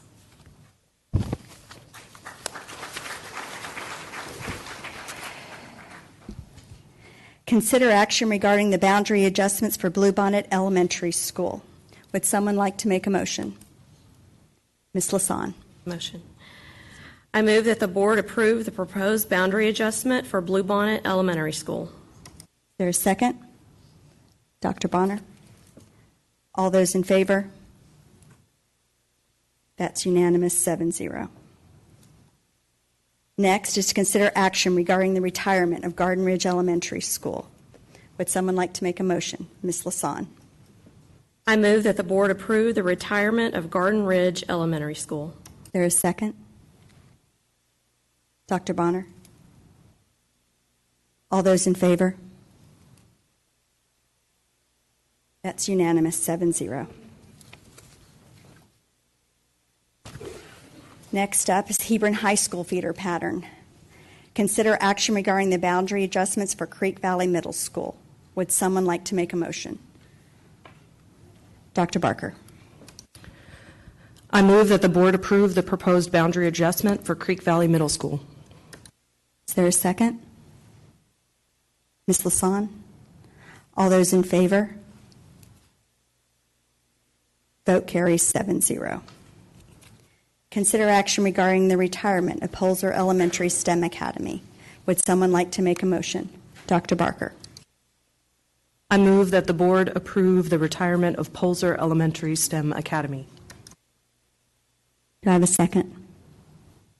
Dr. Bonner. All those in favor? Vote carries 7-0. Madam President, may I have a point of privilege? Absolutely. May I ask that direction be given to the naming committee that the name Polzer STEM Academy move with that campus and that it be referred to as Polzer STEM Academy at Hebron Valley? Ms. Sells, I can convene the naming committee to bring that to the board at the next meeting. Thank you. Next item is the Lewisville High School feeder pattern. Consider action regarding the boundary adjustments for Lakeland Elementary School, Lewisville Elementary School, and the DeGan Elementary School, and consider action regarding the retirement of Creekside Elementary School. Would someone like to make a motion? Ms. Sells. I'll make that motion, Madam.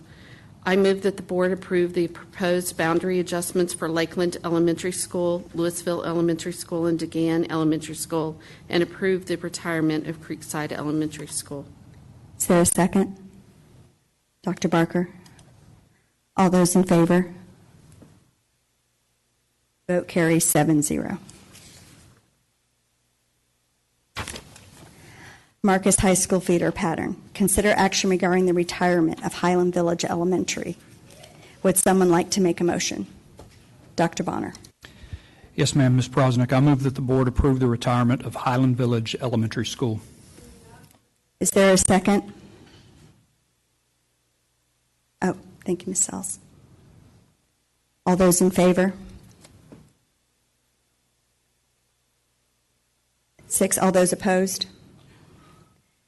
Vote carries 6-1. Consider action regarding the boundary adjustment for Downing Middle School. Would someone like to make a motion? Dr. Bonner. Yes, ma'am. I move the board approve the proposed boundary adjustment for Downing Middle School. Is there a second? Ms. Alcatab? All those in favor? That vote carries 7-0. The Colony High School feeder pattern. Consider action regarding the retirement of B.B. Owen Elementary School. Would someone like to make a motion? Ms. Taylor. Madam President, I move that the board approve the retirement of B.B. Owen Elementary School. Is there a second? Dr. Bonner? All those in favor? That vote carries 7-0. Consider action regarding boundary adjustment for Memorial Elementary STEM Academy. Would someone like to make a motion? Ms. Taylor. I move that the board approve the proposed boundary adjustment for Memorial Elementary STEM Academy. Someone like to second? Dr. Bonner. All those in favor?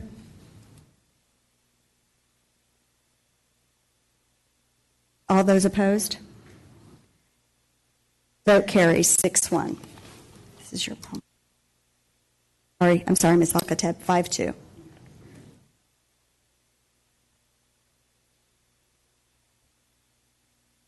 I would like to say that I would like to give direction to administration for an amendment for all of the affected schools to come up with a grandfather clause for those students affected,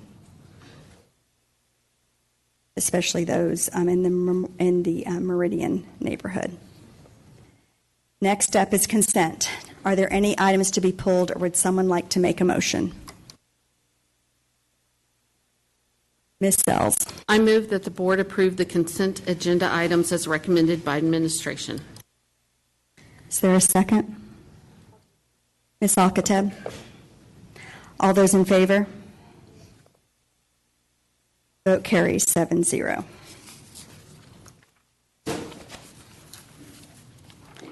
Next up are information items. The District Improvement Plan and Long Range Plan update. Dr. Miller. All right, thank you, Board. So tonight we come with you with our first DIP update. Remember that the DIP has goals 1 through 5 that align with our cornerstones, and we have goals 6 and 7 that are federal and state mandates and accountability. So tonight we'll share an overview of all of those metrics and then information for our first signal out. All right, goal 1 in student learning. So you all received an update on student learning last month. So a lot of this is review from last month's information. We know that we are monitoring, we had support to campuses and are monitoring the student progress, collaborating across the feeder patterns, and looking at CCMR data. And then, it's kind of echoing. And then we also, on the scorecard, we had trackers. Is it echoing? Oh, okay. He's working on the echoing. But we had some tracker information of recommendations, if you remember, from last year in year 1. So we've been working on those recommendations from staff, and I have a couple of those implemented and noted on there, and then a few others that are still in progress. So this is performance objective 1.1. Everything is coming in. Nothing was unexpected at this time, so the district has marked stay the course for these metrics. And then remember, in the fall we had our first campus scorecard check-in, and so campuses have also signaled out based on where their data is coming in. Nothing is really unexpected at this time. 1.2 is on our readiness dashboards. Remember, for a lot of these readiness, especially secondary, a lot of the items for readiness have not been conducted yet. Some of the PSATs and that kind of things cannot be achieved yet. So it's not complete at this time, but everything is coming in pretty much where we anticipated right now. So we're marking stay the course, as well as you can see most of the campuses, it's the same thing. Goal 2 on student experience, we had our first round of student and student and family surveys come in, and so that's where student experience comes in, as well as our attendance rates. So, of course, from the beginning of the year, we've really been working on that, building relationships and connections, all the initiatives that we have going in order to support that with our staff and our students. And then attendance, we've had a really good push for attendance this year and are seeing some great results this first time around. We have one recommendation that we've done for our advisory, so we're on track for that. And then our surveys came in really strong, so we're staying the course on the strategies that we're using for that. And then exciting that our attendance rates are coming in really strong. Even our chronic absence, usually it's up higher right now due to the percentage of days, and it's coming in really strong as well. And then for 2 and 3, we have our safety things that we're hitting, and then 2.5 is coming in good as well. There are several on there about survey results and then behavior goals. Okay, then goal 3 is on resource stewardship. So, you know about the changes that we've been making in order to hit these goals and the collaboration that we're doing in order to address them. We are coming in, staying the course on our expectations at this point right now on 3.1 and 2. And then 3.3, we're in progress on some of the recommendations. We haven't had any of those completed at this time, so that's why they're still in progress on a couple of those indicators. On goal 4, that is addressing staff and retention rates. So we are working on our Grow Our Own cohort. We have our second group going with Dallas College, as well as working on our student teachers and recruitment of that. We do have one minor change that we indicated here, which we're working on that, supporting the dual language, one-way, two-way, and how best do we make sure that all students get that experience, as well as addressing the staffing, the shortage staffing of certified teachers. So that's one change area that we are doing. And then our data is coming in right now that we're on pace as the same as last year of retention. Remember, we were one of the highest at retaining last year, so we don't know yet. That doesn't come out till January of what other districts are doing, but we're on course for where we were last year. You will see that one signal of minor change that I talked about with the certified staffing for dual language.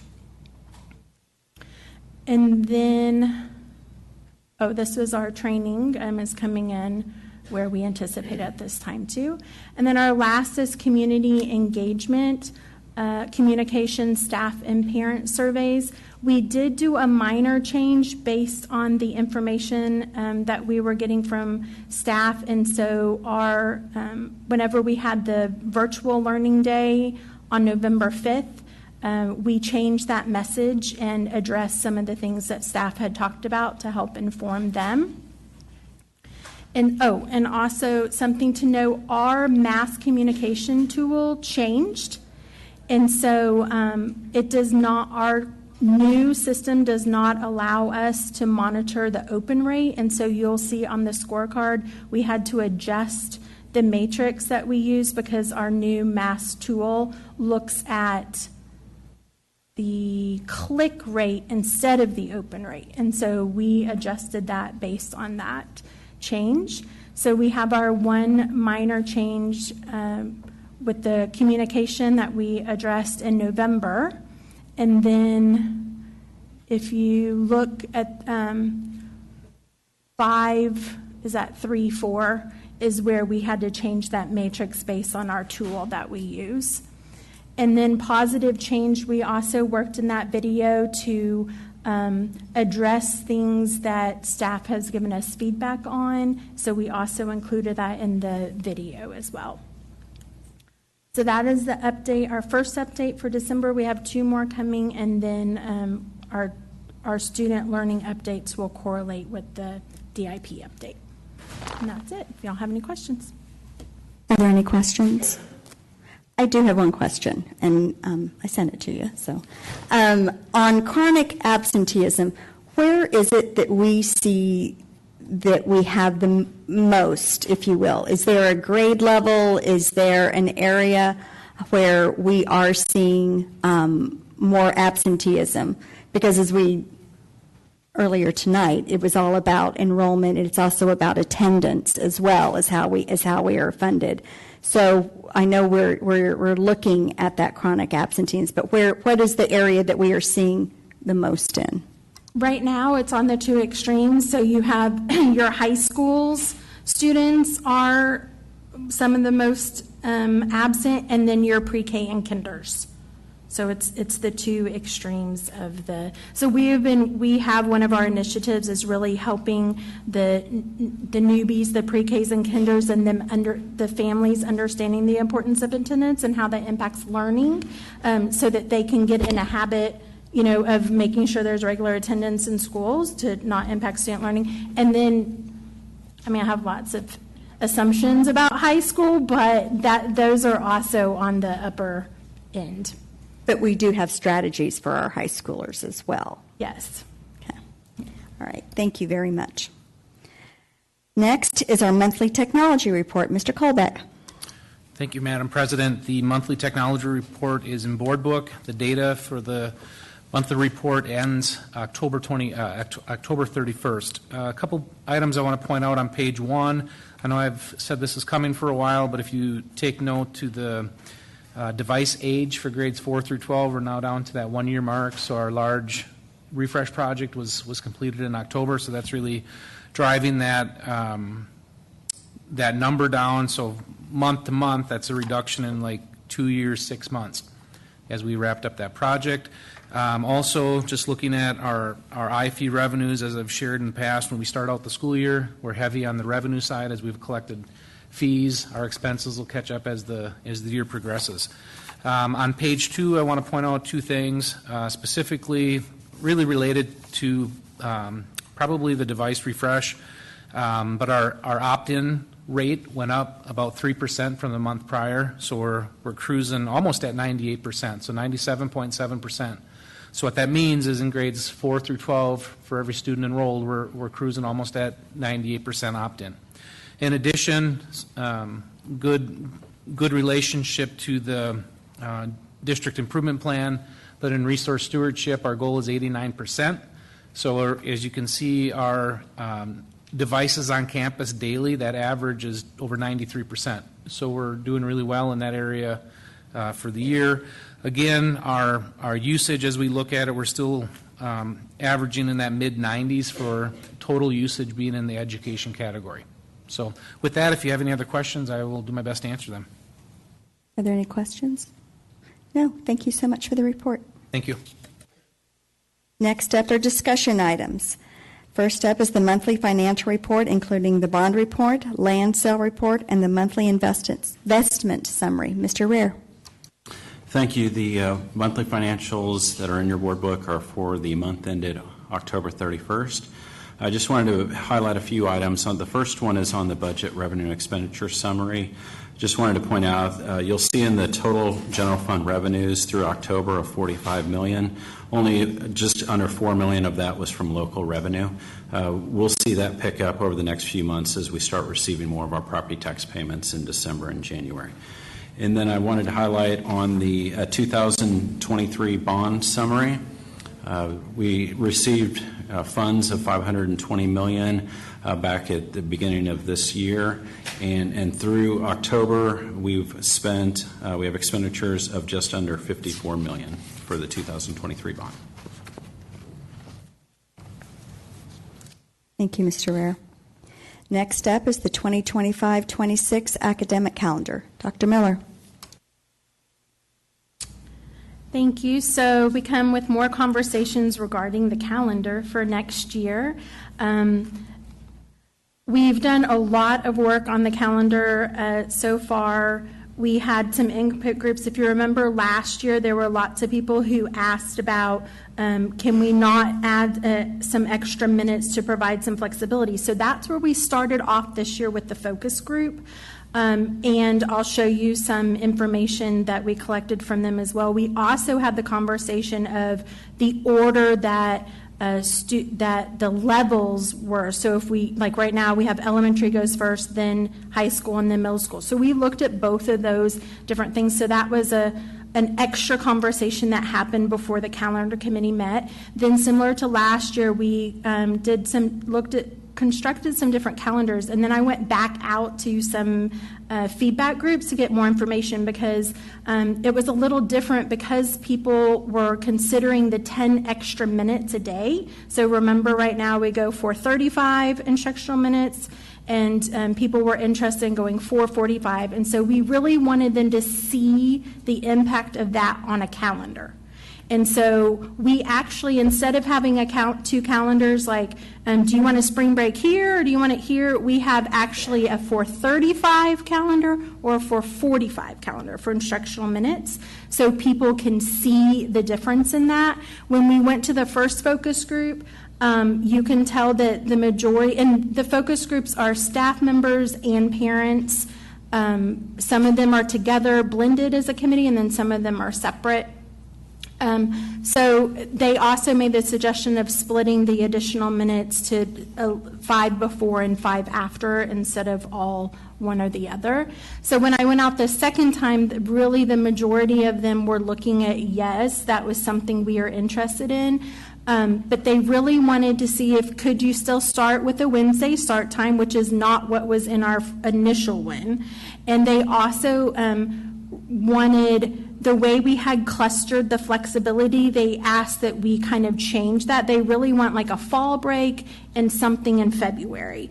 And so I'm asking that if we could reconvene, if I could instead of doing the survey now in December, if we could reconstruct the calendar with those suggestions and then have the survey go out when we come back after winter break in January. And so then in February, we would vote on, y'all would approve the final calendar for next year. So with the additional things that we considered and the additional option, we'll also have to do some videos to teach piece to make sure. I got input from parents on how will others understand this, and so they have given me feedback so we can make some videos to really help them understand what they are selecting. So, yeah. So take any questions from y'all. Dr. Bonner. Shauna, just to summarize what I think I just heard, survey to get more input to look at construction around some additional time, which will elongate the calendar. Is that in a nutshell it, or did I totally miss it? Yeah, our two calendar options will be 2 different instructional minutes. So it won't elongate the calendar, elongate the day, but that impacts the calendar. Thank you. Yeah.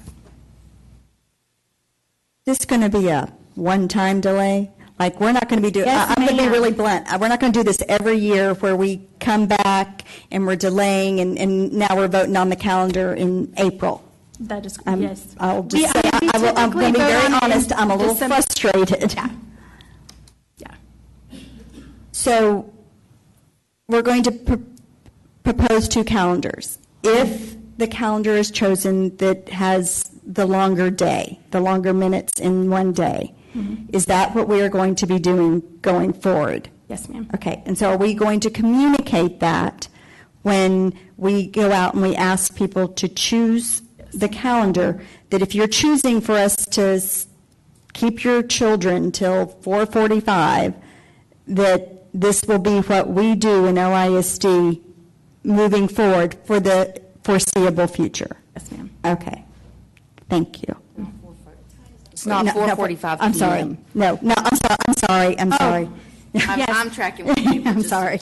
But I do think that one of the things we've been asked to review, our STEM academies go a little extra, and we've been asked to think about, could that be adjusted? We know that we have less face time with our students than other neighboring districts. And so that's one of the reasons why being able to really let the community weigh in on, do you like that idea and how it impacts the calendar? With also, Dr. Bonner, I think your point was we don't want to severely limit the number of days that we're seeing students as well. We know some other districts, as we compete for teachers, they work in things like a fall break. They work in some additional opportunities for there to be professional learning or time off, and so that's important. And, one of the things I think about with the survey, Ms. Prosnick, and you always bring this up, we are a neighboring district that we truly, we put that out for people to weigh in on and get their feedback. So it wouldn't drastically change the beginning and end time to the day, but give us a little bit more face time with kids, a little bit more flexibility for staff. Yeah. I do appreciate that we do that, and it is one of the reasons this is going to take a little bit longer, because we are going to go out and we are going to survey our parents and so forth. Dr. Bonner. Yeah, and I guess since the two calendars aren't shared, which is not a slight, I just will express that adding time to a day is going to be difficult to, in my estimation, to result in productive instructional time. And I worry, I don't have a question, Shauna, I worry that will lengthen a school day,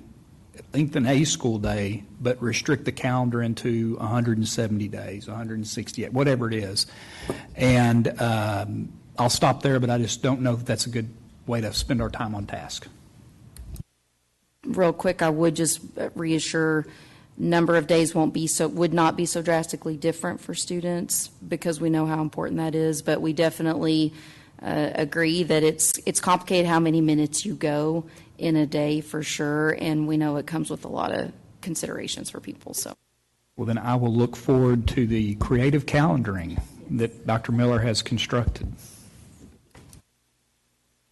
Next up is the district-wide intruder detection audit report and findings. Dr. Rapp. Yeah, Mr. Garrett, thank you so much, and appreciate your report each month.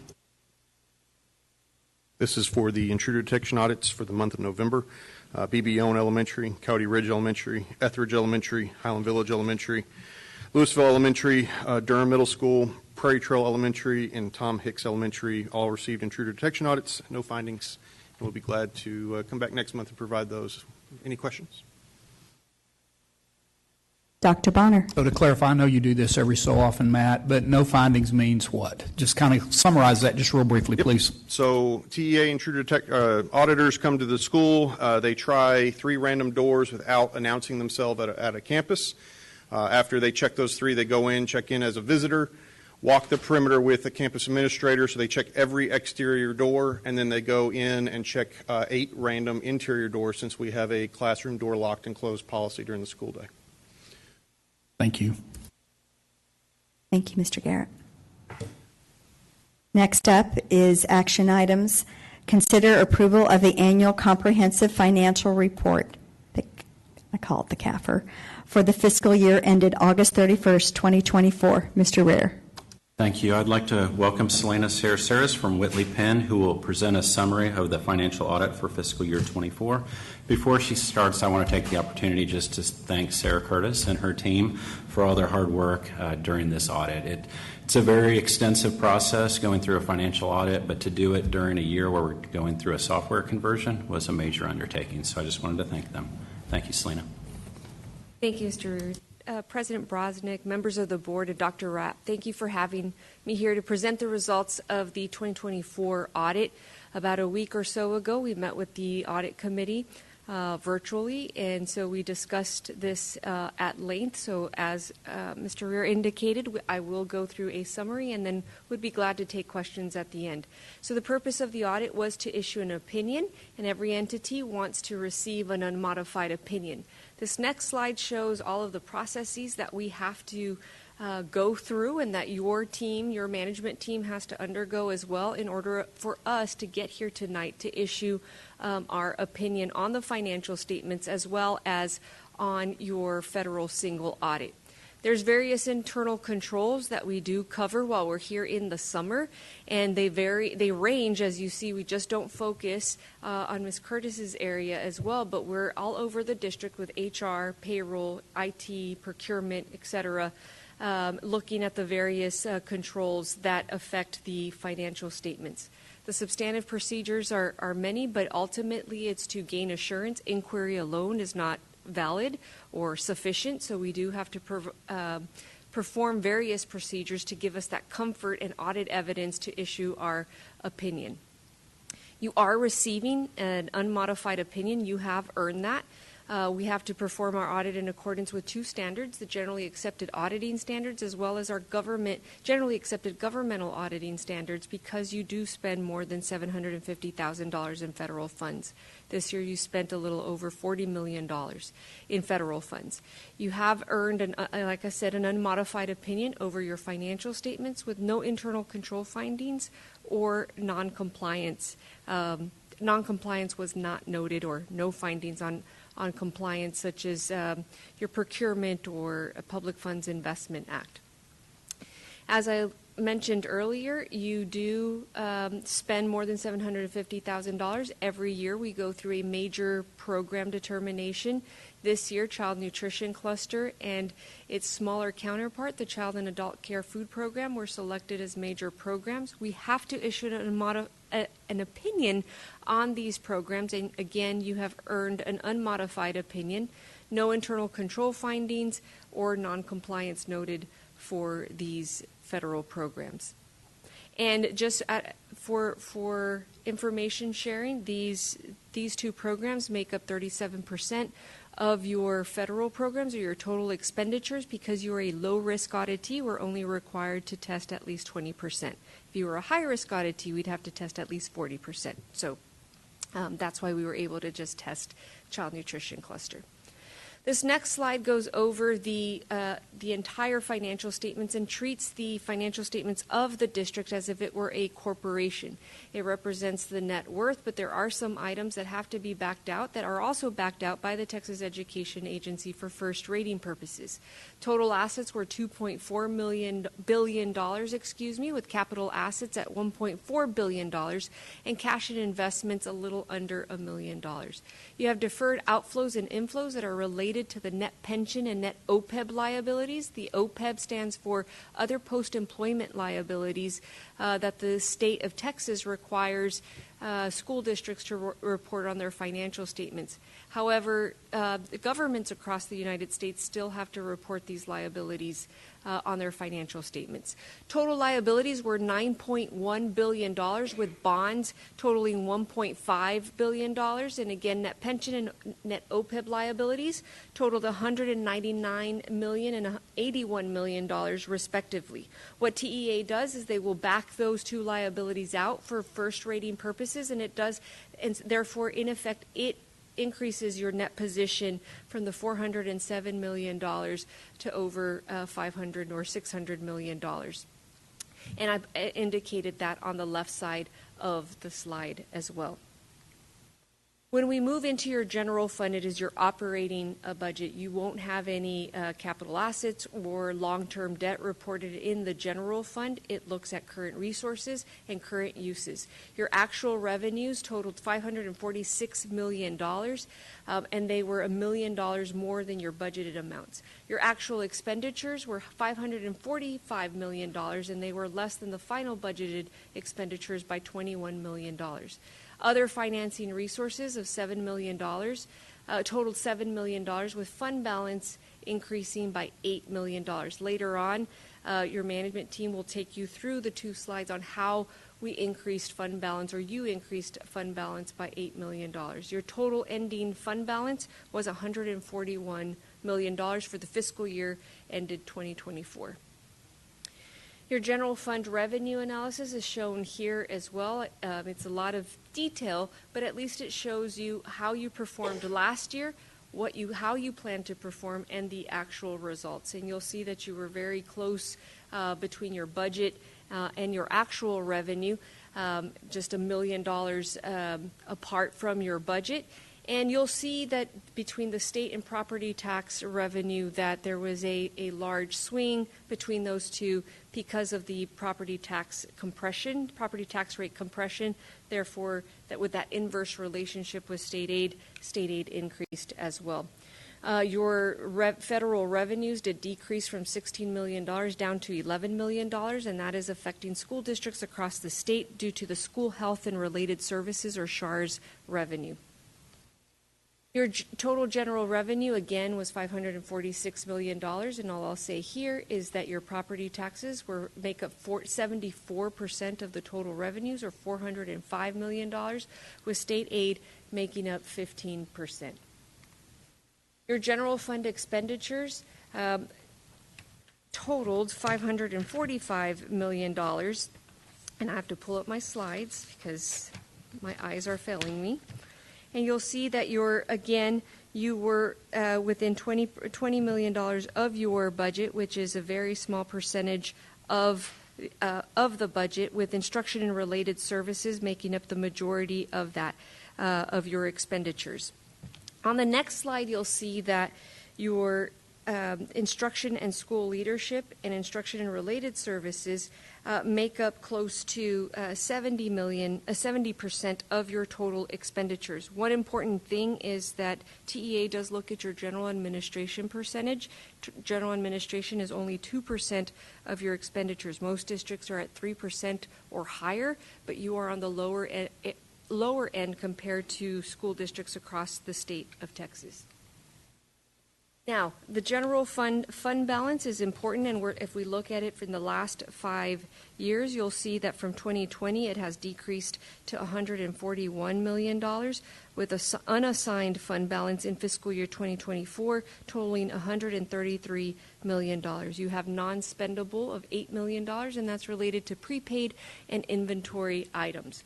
What does this mean in relation to your expenditures? This indicates that 26%, or approximately a little over 90 days, of your expenditures are covered by your fund balance, or the $133 million of the $545 million equates to 26%.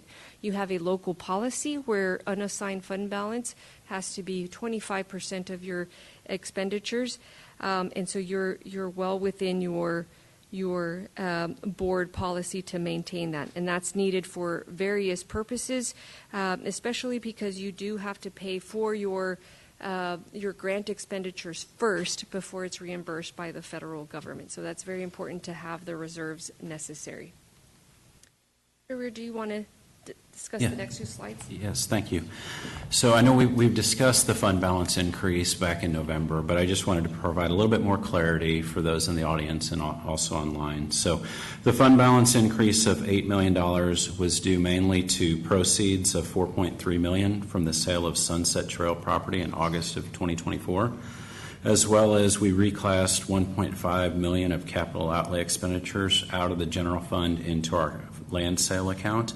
And then on September 30th, we had state aid settle up and a recapture refund. And so those 3 items were the main reason why we ended up having an $8 million surplus for the year. I would want to point out that those items are of a one-time nature. I mean, those aren't things that we would expect to see on an annual basis. So with that, on the next slide, just taking into account the fund balance increase, just as a reminder, when we were talking about compensation increase for this year, when the board adopted the budget back in August, we were looking at a deficit budget at that time, and in order to meet the district's fund balance target, it was determined that the district could no longer access fund balance to pay for raises without impacting the stability, financial stability of the school district. And so at the board meeting on June 10th, the board approved a resolution for a one-time payment to staff dependent on the results of the fiscal year 24 audit. And then on the November 11th board meeting, based on preliminary audit projections, the board approved a one-time payment to staff of $1,000. And so I just wanted to highlight that the projected cost of the one-time payment that will be made next week is $6.7 million, and that will use the majority of the $8 million surplus for last year that we put into fund balance. Thank you. And the last two slides are for funds that you also adopt a budget for. Your debt service fund is to pay for the principal and interest on your bonds. Actual revenues were $227 million, and they were $2 million more than budgeted amounts. And the majority of that revenue is made up of your property tax levy for the INS rate. The actual expenditures, which is your principal, interest, and also defeasances of $217 million, were less than the final budgeted expenditures by $8 million. And again, I highlighted the defeasance of $67 million. This means that you defeased or retired bonds early than how they were going to mature, to the tune of $67 million. Fund balance increased by $10 million. This is completely restricted for debt service. It cannot be repurposed for any other purpose, and it is restricted by law, and because it is solely used to pay for the principal and interest on your long-term debt. Therefore, your total ending balance was $54 million for the fiscal year ended 2024. Child nutrition budget to actual is also presented here. Your actual revenues of $24 million were almost the same as what you budgeted, with actual expenditures at $29 million, and those came under budget by $4 million. Your fund balance decreased by $5 million, leaving fund balance in that fund at $9 million. What I will say is where the Government Finance Officers Association and the Texas Education Agency asked for 75 to 90 days in the general fund, which is in line with your local policy, the Child Nutrition Department, as for fiscal year 2024, says you cannot have more than 3 months or more than 90 days. So you have to keep that low, and therefore that's why you had to spend that down, not to be out of compliance with the Texas Department of Agriculture rules and regulations. Any questions for me? Are there any questions? Dr. Barker? Oh, wait, no, Ms. Taylor. Oh, I just want to thank the staff for their work with respect to the audit. I know, again, that it was took a lot of man hours, especially manpower, since we were going through that implementation. I also want to call out that the audit committee discussed accounting pronouncements that are new and upcoming that may affect our audited financials moving forward, and the staff is aware of those pronouncements and are making the appropriate preparations. Dr. Barker. Thank you, Madam President. First, I want to thank Ms. Taylor. It's very enlightening to have a CPA on the board when going through a financial audit and in reviewing the results with the audit committee, because she asked questions that I wouldn't even know to ask. So I just want to thank you for your expertise that you bring to the board. I also want to thank Dr. Rapp and her work of making us a very lean administrative district. I know that hasn't been easy, but that was one of the first things that got cut when we were looking at our deficit was staff. And those are staff members that support the classroom, and we did everything we could first to avoid hitting the classroom. And so I know that those were very difficult decisions for you to make, and you can see the result of that in the comparison of our general administration with other districts like us. And then I have a question, Mr. Rare, I just want, for clarity's sake,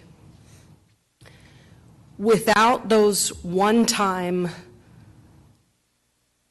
bonuses, for lack of a better term, to our revenue, that, like you said, are not going to happen again. We cannot rely on the gift of $8 million next year. Without that money, we would not have been able to do anything for our staff this year. Is that correct? That's correct. We would have had a slight deficit. Thank you so much. Dr. Bonner. Well, if you're still with us, either online or in the audience, in 2 hours and 30 minutes, we are looking at the two things that are driving this district into the gutter right now. We're looking at dropped enrollment, and we're looking at no money. Zero. We plan to give a raise to our teachers this year after the audit came in, once we had a better grasp on where our finances would land. And what that resulted in this year was a $1,000 one-time incremental stipend, basically. It's not contractual, won't carry forward to next year, and my colleagues have just pointed out that it's one-time money. It's land sales, it's SHARS, which is Medicare, Medicaid from the federal government. It's those sorts of things that there is no confidence that there will be any compensation or revenue to the district next year. And so that's the quandary we're in. I will tell you that in the past, this district did not budget as tightly. It did not have as tight of budget parameters, and there was more wiggle room. The reason for that was it was a fast growth district, and we worked on a one-year lag.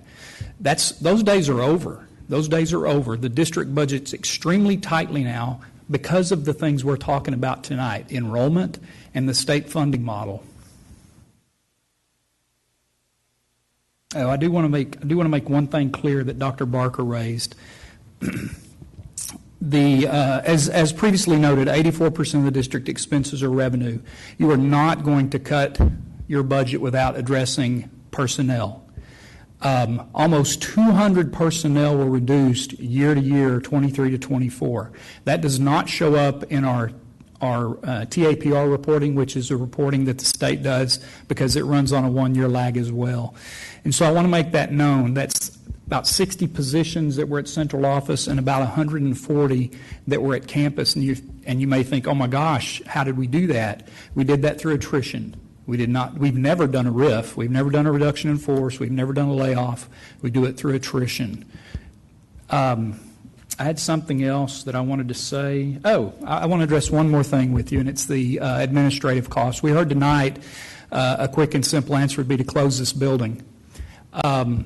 Yeah, that gets you $10 million. It gets you about 2% of the overall budget, as our accountant has illustrated to you, our auditors have illustrated to you. There is probably room to cut more in this building, just like there is more room to cut out on campuses, and that's the direction this district is absolutely headed without additional revenue consideration by the state of Texas. Thank you. Very well said, Dr. Bonner.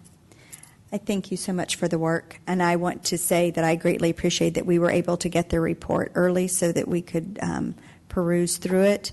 And I do find the cute picture on the front always deceptive of what lies in between the pages.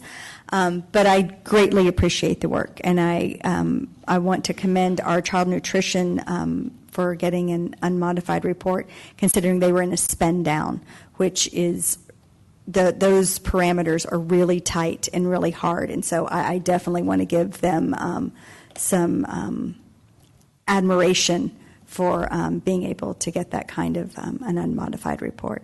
Thank you very much. All right. With that, would someone like to make a motion? Ms. Sells. Got to find my button. I move that the board approve the annual comprehensive financial report for the fiscal year ended August 31st of 2024. Second, Dr. Barker. All those in favor? Passes 7-0.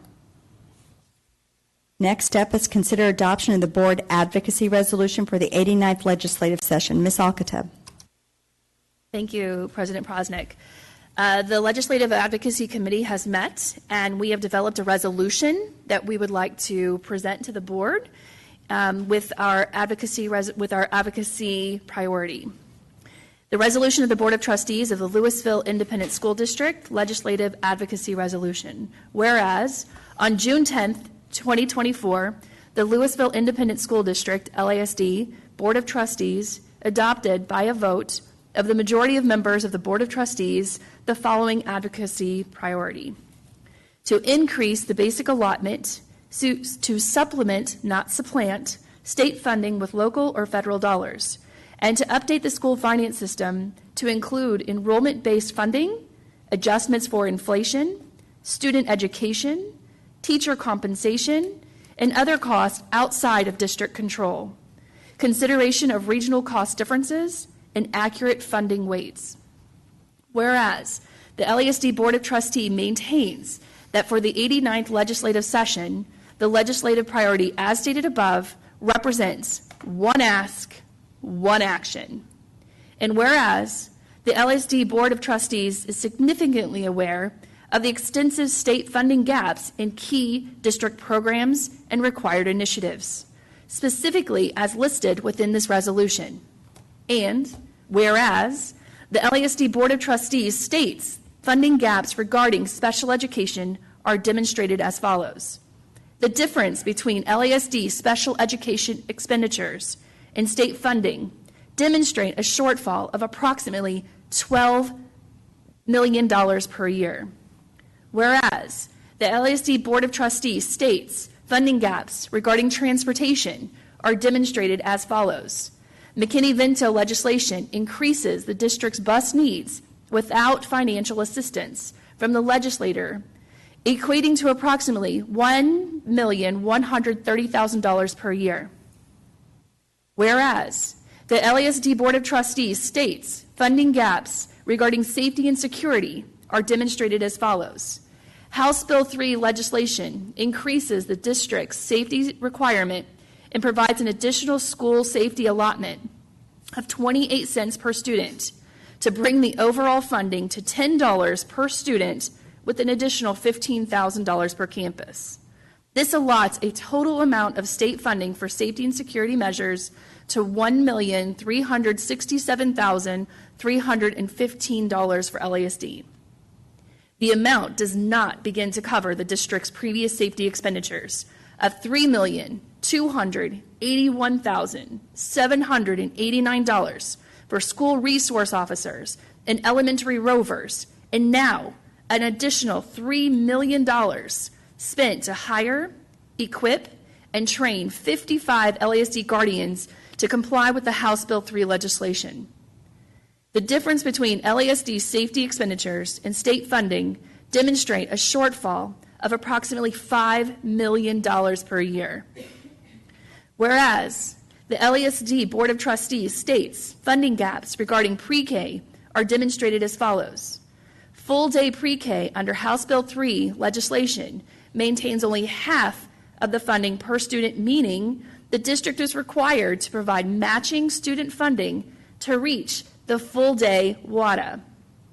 The difference between LASD pre-K expenditures and state funding demonstrate a shortfall of between $3,800,000 and $4,300,000 per year.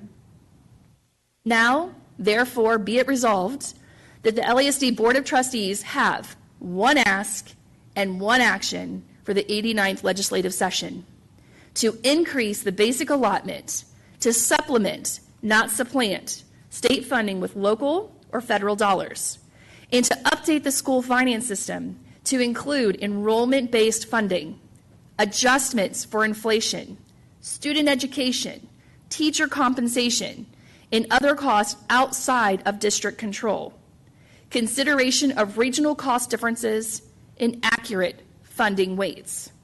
Therefore, hopefully the LASD Board of Trustees will adopt this legislative advocacy resolution. Thank you very much, Ms. Alcatab. Are there any comments? Ms. Taylor? I had a question. I tried to do the math as you were going through.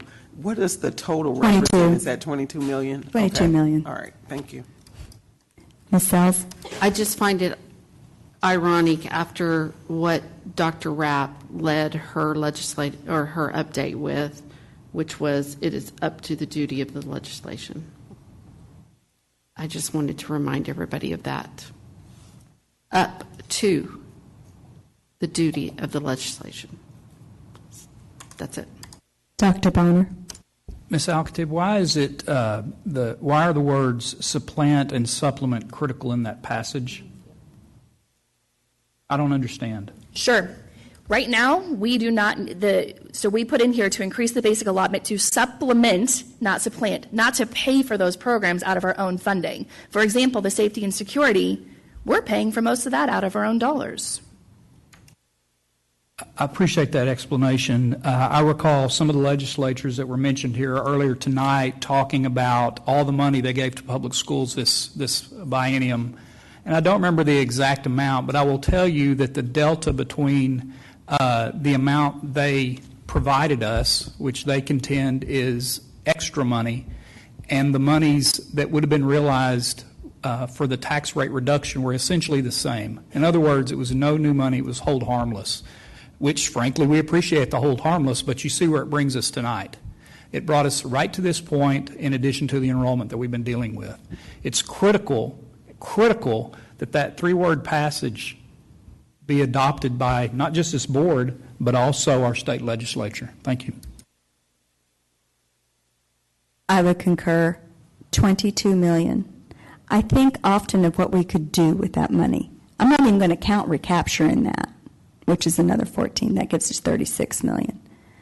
And I think of what we could pay our teachers and the supports we could give our classrooms and our staff, and how it could have bought us some time.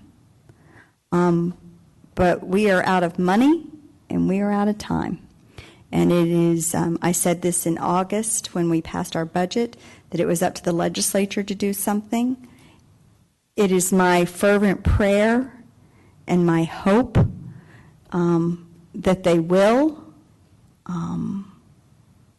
I remain hopeful, but I also remain quite wary after discussions. So with that, would somebody like to make a motion? Ms. Alcatab. I move that the board adopt the presented advocacy resolution for the 89th legislative session. Second, Ms. Sells. All those in favor? That's unanimous, 7-0. If there is no further business, this meeting is adjourned, and the time is 9:32 p.m. Have a pleasant evening.